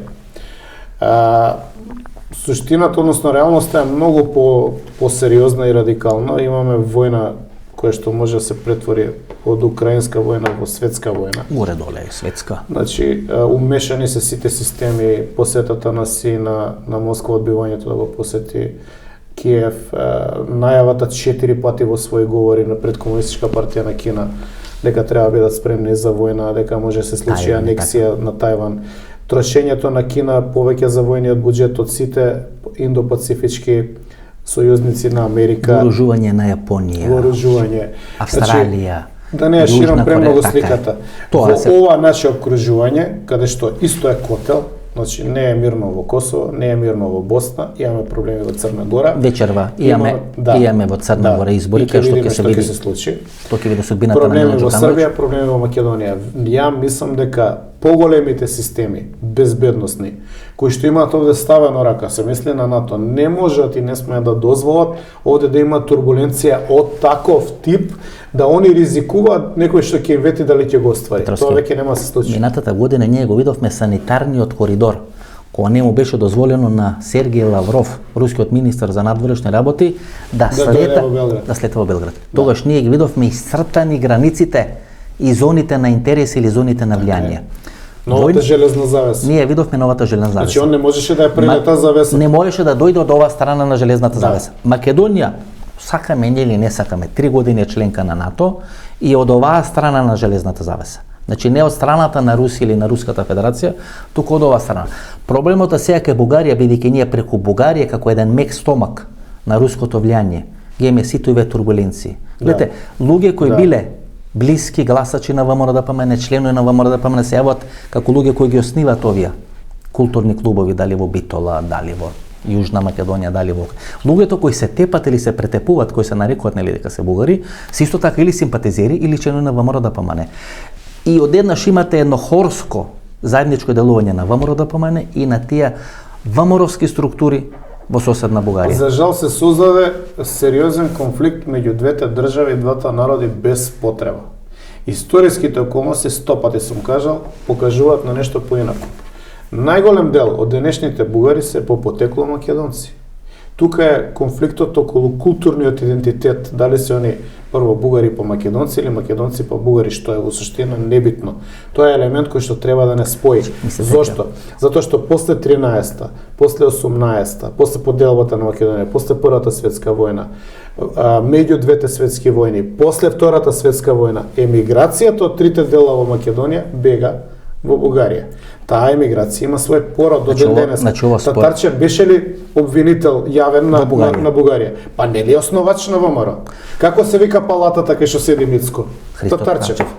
Па како може тоа да не биде наследството на наследниците на Татарчеви по Македонија, работеле во НИП Нова Македонија, влакно не фале, значи гледате распоредени во сите држави. И биле следени, има досија и така натаму. Но суштината е, дали примерот на Татарчев ќе го земам.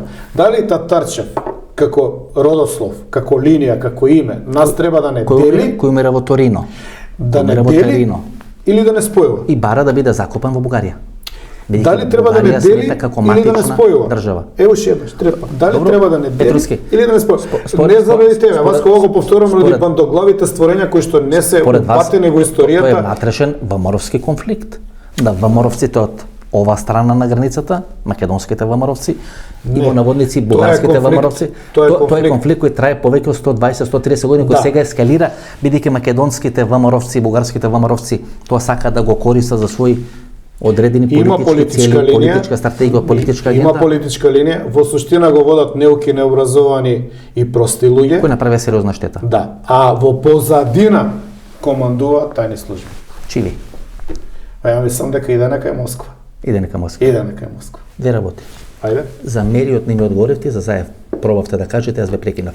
Сега ова е мериот број 2. Дали Никола Груевски има преземено одредени обврски да го дисциплинира или да го смени Христо Мицкоски? И дали ова вашо група, гледате, Даниела Арсовска се појави, па се повлече. Беше многу брутално присутна во медиумите, рачењата во мет и така натаму, и ја раскина коалицијата со ВМРО-ДПМН. Сега ВМРО-ДПМН се дистанцира од Даниела Арсовска.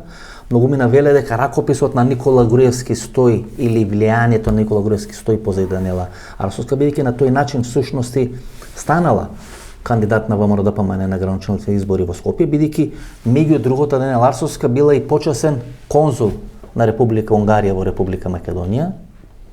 И сега имаме нејзино драматично публикување, па се јава класната, па инфомакс, па окупирање, па кластери, така натаму, и се очекува дополнителни играчи Никола Груевски кој би излега на политичката сцена, каде што би имале различни ставови во однос на Христо Мицкоски. Имаме ли мериот број 2? Ја мислам дека е неуместно, не е добра етикетцијата, стигмата мериот, пошто мериот се разбира у негативна конотација. Дека има некакво... Мериот го донесе Мицкоски на чело на крајот на криштата. Мериот го донесе на чело на ВМРО-ДПМН. Тоа би рекол е најнегативната етикетција која што ќе остане во историјата како големо промашување.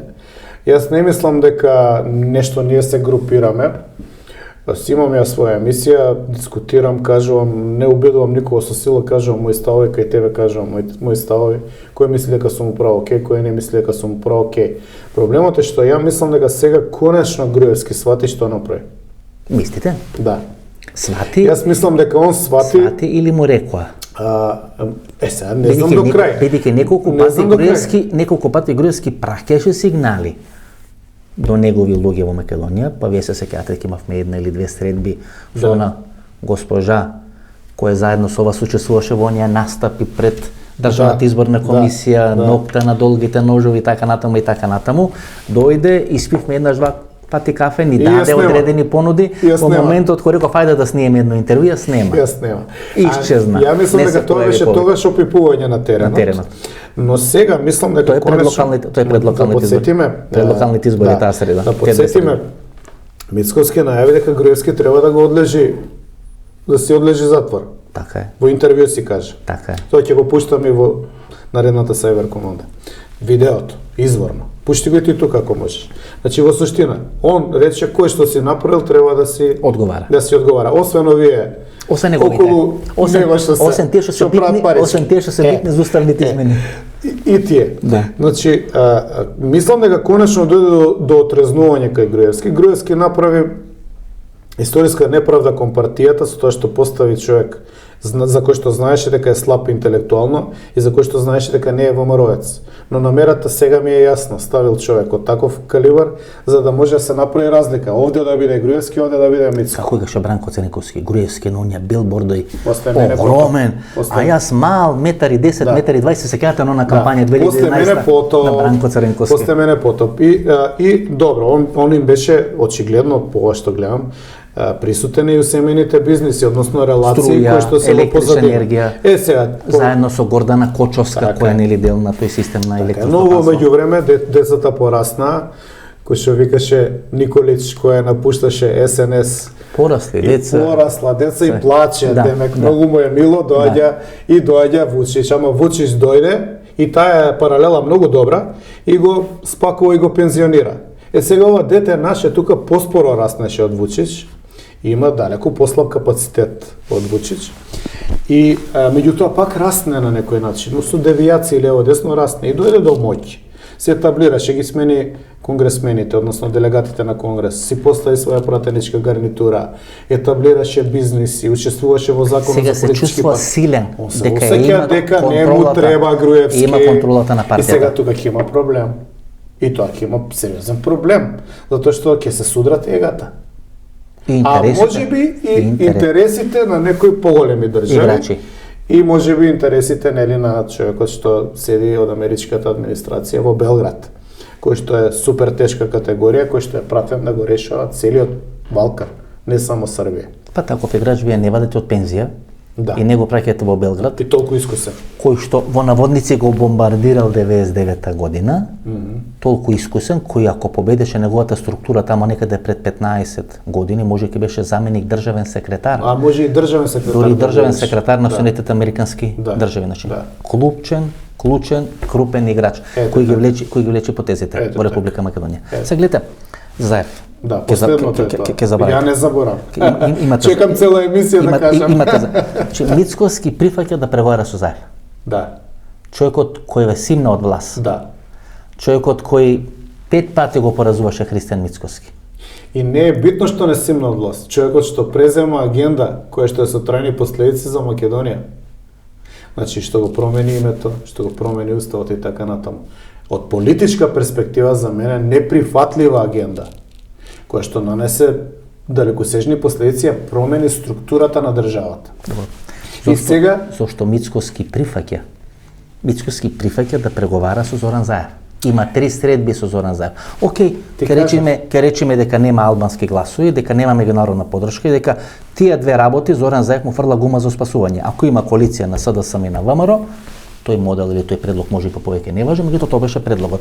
Ако има коалиција помеѓу СДСМ и ВМРО, Мицкоски нема да зависи од Али Ахмет или од албанските политички фактори. И од друга страна, некој гарантира дека Мицкоски може да спроведе одредена агенда пред меѓународна заедница. Значи, двете ахилови пети на Христијан Мицкоски, тоа се албанците и меѓународна заедница, со овој Да ги компензира. Со овој модел или Да ги предлог на Зоран компензира. Заев му се компензира, но тој прифаќа да преговара со Зоран Заев. Има 3 средби во трајање по неколку Само што сати. заборава дека Зоран Заев беше човекот што му заби крст на ковчегот на ВМРО од 2016 и ги однесе министрите во затвор и во прогонство Груевски и така натаму.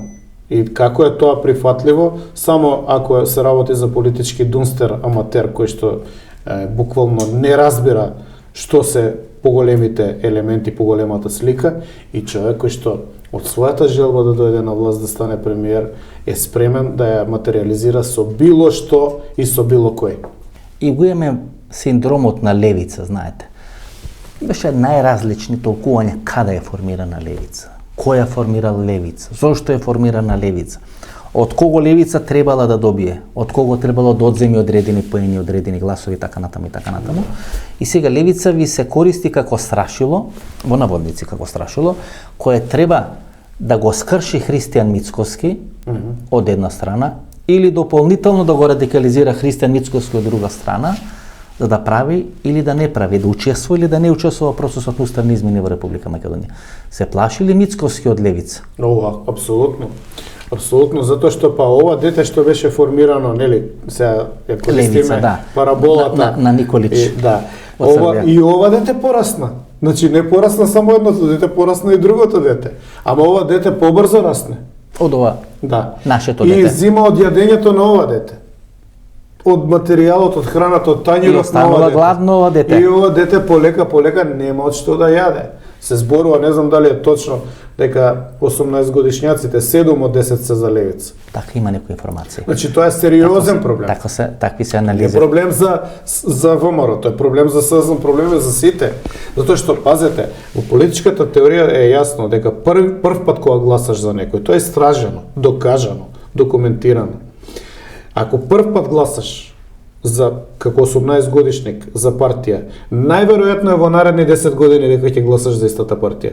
Такви се анализите. Да. Такви се анализите. Сега, ако тоа е така, тогаш ќе имаат проблем сите со ова најновото дете што порасна. Таа левица. Проблемот е тука идеологијата што не ми се допаѓа. Инаку они раснат за разлика од сите по правилен политички пристап со нарација и така попеес. да. Таа завиша правила служба. Таа завиша филм групација беше залепена до нив, кога видоа дека детето стана Ама за контрола. За контрола, И да ги користат како видоа мегафон. дека детето стана многу поголемо, И сега им се пушти. многу поопасно. Да. Сега завиша филм групација која беше залепена за Апасиев и за групацијата на Апасиев. Сега им ја пуштија завиша филм групација да го дроби, да го гази Апасиев. Но тоа е Славис. Гледате, Петровски, ако Мицкоски троши 40 илјади евра за промоција на социјални мрежи, Ковачевски 25, Апасиев 10. Да. И ако ставиме дуј, Да. па нешто слично ќе види на изборите во Република Македонија. Од прилика така. И ја мислам. И Мицкоски, без разлика колку ќе освои, нема да може да формира влада. И ја мислам. Ако Мицкоски гласа за уставни измени топтан, еве да ја прифатиме варијантата прва дека ќе гласа за уставни измени, дека сите членови на ВМРО да помне ќе гласа дека тоа ќе прикажат Бугарија направила одредени отстапки. Европа им гарантирала дека нема историски прашања, дека тоа е спектакуларна победа, 500-та победа поред во историјата на ВМРО или на историското ВМРО. Колку гласови од ВМРО би се одлеале на левица? Бидејќи Стефче Кимовски пред неколку дена, нови исти ваши подкасти, кластери, така читаме, нели, Што ги викаш ти мериоти? Мериот Борода, вели, го поддржуваме Мицкоски да не попушти и да не прифати влез на бугарите во уставот на Република Македонија. Тоа мене не ми е јасно. Не е важно. Тоа мене не е важно, но поентата е, нели, тие сега го билдат Мицкоски да не прифати, за кога ќе прифати, да речат, ние му дававме целата поддршка. А он прифати. Тој прифати. Уа предавник. Дојдете сега да гласате за нас. Колку би се прелеале незадоволни ВМРО-си, вие знаете. 100.000 минимум. Мислите? Да. На чија адреса на Секаде. Али најголем дел на левица. на левица? Да. А може да отидат и кај Данела? Каде не Ларсовска? Да, ја мислам дека она може без проблем да земе 50.000. Може ли Стефче Кимовски? И нагоре. Максим Димитриевски? Даниела Арсовска. Она не стреке од кавадарци, кој не знаеме каде оди, каде. Ние имавме една средба, нели, со него во кавадарци, каде што се и се што кажуваше пред нас кај Никола Груевски се јавуваше така. Филмови снимаше, Холивуд. Спилберг филмови снимаше. И имаме, нели, информации, докази, можеме некој да ги презентираме што све кажуваше, што све нудеше, од кого пораки ни праќаше и така натаму. И така натаму. Може ли таа групација да тежи? Која не слика таму од кој? Да, која не слика, кога десна лева, кога десна лева коалиција дое таму, нели, да прави. Тоа се тие мали богови. И знаете каде беше пласирана информација? Така Маријан Доказ. Да не имало некои релации меѓу градоначалникот и Доказ. Тате. Јас слушам дека имало некои нарачки. Била дека имало некои нарачки, меѓутоа гледате, ние сме на средба со Митко Јанчев, се појавува структура која сега во партијата десна на Палевски Палчо и излага информацијата кај Маријан Доказ. А нели беше човек на Заев на масата? И беше човек на Заев на масата. И на крај овој кандидат стана на Мицко. На истата маса се јави и на Никола Груевски и на Вице Заев. Така е. И тоа е Митко Јанчев. Да. Гледате, тоа така. И сега мислиш дека ќе ги спојат сите нив? Па не знам, јас прашувам. Ја мислам дека американците дали некој Стево Карапанџа. Американците во него гледаат замена. Гулаш ќе направи. Мислам дека гледаат замена и за Христо Мицковски. За Мицко.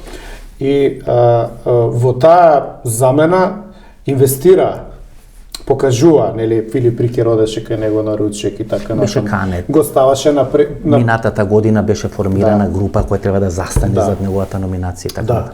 И се чини дека сватија дека нема тука материјал што може тоа да го направи. А и Мицковски го искорумпира, му даде.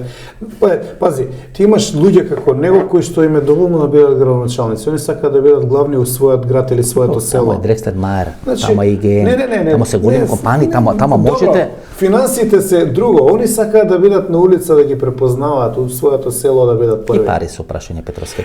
Има тамо информации за влез на одредени удели, капитали во одредена компанија поврзана со градоначалникот и така натаму и така натаму. И некако тоа дека не е баш се многу сјајно во таа клучна негова компанија. Нели ги имате тие? Значи ги знаме тие работи, ама ете неќе. Јас сепак мислам дека тази дупка не е дупка, дека таа компанија не е баш негова компанија, но тоа ќе видиме нека остане еден процес на време, да како тамо ќе се развиват. Во секој случај јавноста треба да има информации. Јавноста треба да знае. База на кој ќе носи одлуки. Јавноста треба да знае овие луѓе какви луѓе се. Што прават кои идат таму да се сликаат со обичните граѓани, а што прават кога ќе се затворат по кабинети и кога ќе почнат да конспирираат. Треба да знае. Во таа смисла ја ти кажав за Стојменов. Ја може да ти кажам не е точно. Мислам дека треба да знае јавноста све. Лидерот на опозиција се качувал наводно со Маријан Доказ. Го освојувале светот. Патот кон врвот на Коста Петров, што јас правам одредена шега. Нели од висина вие многу подобро ги гледате политичките разврски, нели? Можете да ги редите коцките. Политички богови. Значи, некако што реков ја фигура во шаковската табла, него тој што ја гледа од висина. Целата табла што ја Далај Лама од Тибет може да ги гледа работите, да има реинкарнации, милион колку што треба и да може да ги реди коцките и потезите. Република Македонија. Греota за НИП и греota за нашиот народ што веќе не гледа алтернатива. Председателските избори.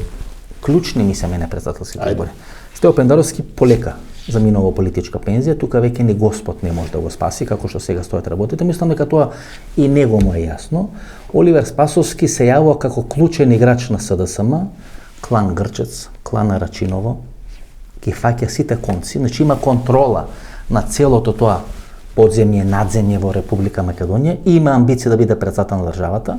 Тоа е во делот на СДСМ, има таму и веројатно Заев, има и Чекаринска предпоставка, има и Стево Пендаровски, небитно, и имаме ВМРО ДПМН. Спомна Владко Ѓорчев, спомна Вело Марковски, Јове Кекеновски и имаме феномен Коцарев, кој од никаде се појавува, доаѓа на чел никаде.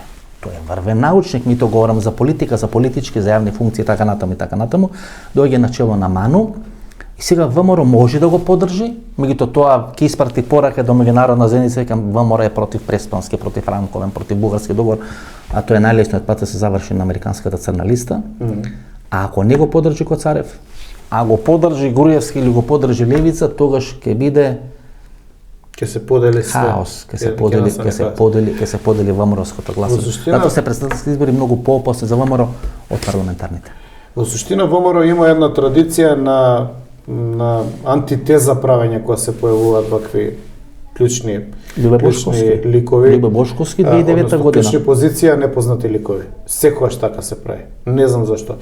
И конгресот со Мицковски непознат беше во партијата, иако Груевски вложи напор преку генсек од партијата да го приклучи на членството, да го промовира. Не успешно, прекраток беше периодот. И со Гордана Силјановска, и сега што го зборат Коцарев. Значи, мене ми делува, секој пат кога треба да се стави стабилно и цврста личност, препознатливо, они стават политички непознат лик, или човек кој што асоцира на то сосема обратното.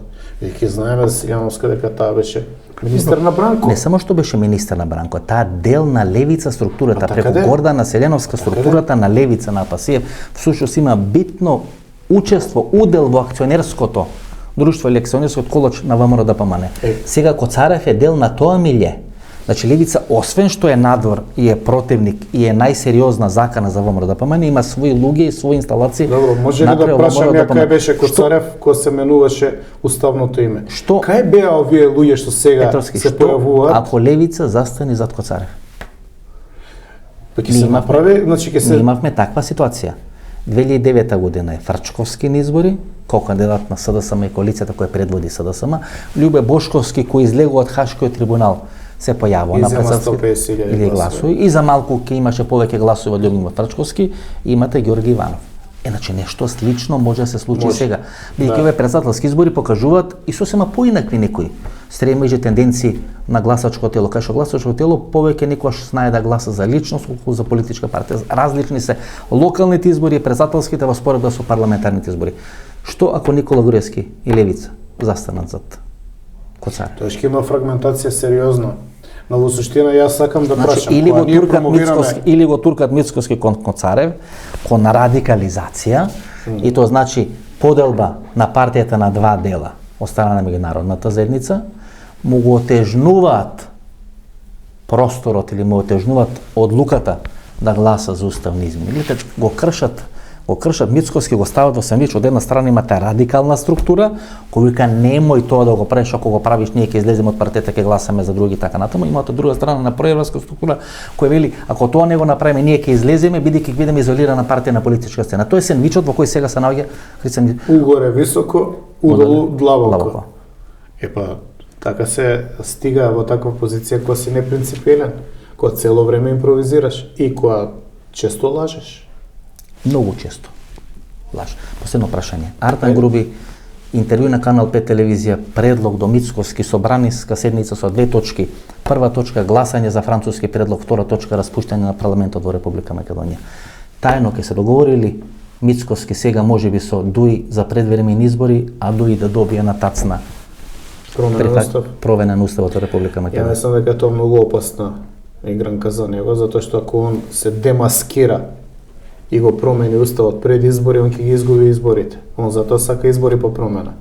Ќе дојде на власт, па ќе тера еден мандат, колку и да му падне рейтингот со промената на уставот. Он знае дека кога го промени уставот, како што го промени уставот со учество од негови 8 пратеници во 2019, дека тоа ќе биде за него крај на политичкиот пат. Петровски, вие бевте сведок кога посредно преговаравме со Крсто Муковски, каде што Крсто Муковски сакаше да учествува во емисијата во Центар. Неговиот услов беше прво да имаме ручек, да се запознаеме како луѓе, за да подоцна да може да учествува. Никош не го направивме тоа, не учествуваше Крсто Муковски, меѓутоа во она телефонска комуникација посредна со помош на тој посредник што го договаравме интервјуто, ни беше кажано дека постоеле многу тајни средби на таа група осумнина со луѓе или со самиот Христијан Мицковски, на каде што тие биле охрабрувани да гласаат за промена на името. И јас лично мислам дека таа операција беше изведена, тоа е пиар операција, тоа операција фрлање на димна бомба, нив ги исклучуваат, ги прават предавници, партијата останува чиста, а они се доволни од број за да се процесот завршен. Да се заврши процесот, им се даваат амнестија и така натаму. Меѓутоа, нели, има разговори на YouTube сега во моментов ако истражите, каде што после промената на името, после прогласувањето и етикирањето за предавници, он разговара со нив каде што им вика дека рачуна на нив и дека му требаат у партија. Тоа покажува дека она што е појавното и пиарот се сосема различно од она што се крие, што се работи во тајност и против интересите на народот. Петровски сати 41 минута. Така некако, знаете, стари луѓе кога седнат да зборат и не знаат каде. Кои стари луѓе, јас сум млад. Млади луѓе. Или ајде да речеме северно-корејско интервју кое трае сати 42 минути, сати 41 минута. Фала многу среќа. Сега сте милионер во рамки на емисијата во Центар. Па ајде да даде Господ да бидеме да имаме 2 милиони. Да беше еден преглед едно евро или долар ќе бевме милионери. Многу богати луѓе. Така само може да се фалиме со статистики, ама тоа не е лошо затоа што такви статистики нема. Тоа не го полни джепот, но ја храни душата. Покажува дека луѓето не сакаат. Не дека не сакаат, него дека тоа што го кажуваме има некаква тежина, инаку ќе се расшири глас, нема никој да гледа. Фала многу. Благодарам. Ова беше интервјуто со Филип Петровски, трае некаде околу 100 минути. Ви реков одлично интервју, кажавме многу работи. Останаа нови работи. Ново дружење можеби тамо некаде пред уставните измени, ако се случат некаде околу 1 јули или крајот на месец јули, ни остана многу работи, многу пикантни работи кои можеме да ги кажеме. Многумина од вас, почитувани гледачи, ме прашувате како да станете мембарс или да користите опцијата membership. Ако ја гледате емисијата на YouTube, на лаптоп или на компјутер, веднаш доле под емисијата или под видеото на емисијата, лево има опција Join. Кликнете на Join и ќе станете members или membership опцијата на YouTube каналот Васко Ефтов. Ако не гледате преку лаптоп, преку компјутер, ако гледате преку мобилен телефон, ќе одите, ќе кликнете тамо membership или ќе кликнете members, исто тамо има опција Join, бидејќи под секој видео јас ставам одреден линк каде што може да кликнете на опцијата Join и да станете член или membership на YouTube каналот Васко Ефтов. Ви благодарам за довербата, ви благодарам за бројките, ви благодарам за целата поддршка што ја давате на YouTube каналот Васко Ефтов, бидејќи без вашата поддршка во ова турбулентно време многу тешко ќе можевме да издржиме. Ако ви се допадна вечерашната емисија, ново дружење, четврток во 20 часов, да подготвуваме во наредните неколку недели нови ексклузивни интервјуа, големи изненадувања. Се гледаме во четврток во 20 часов, до тогаш пријатна вечер Македонија, каде да си.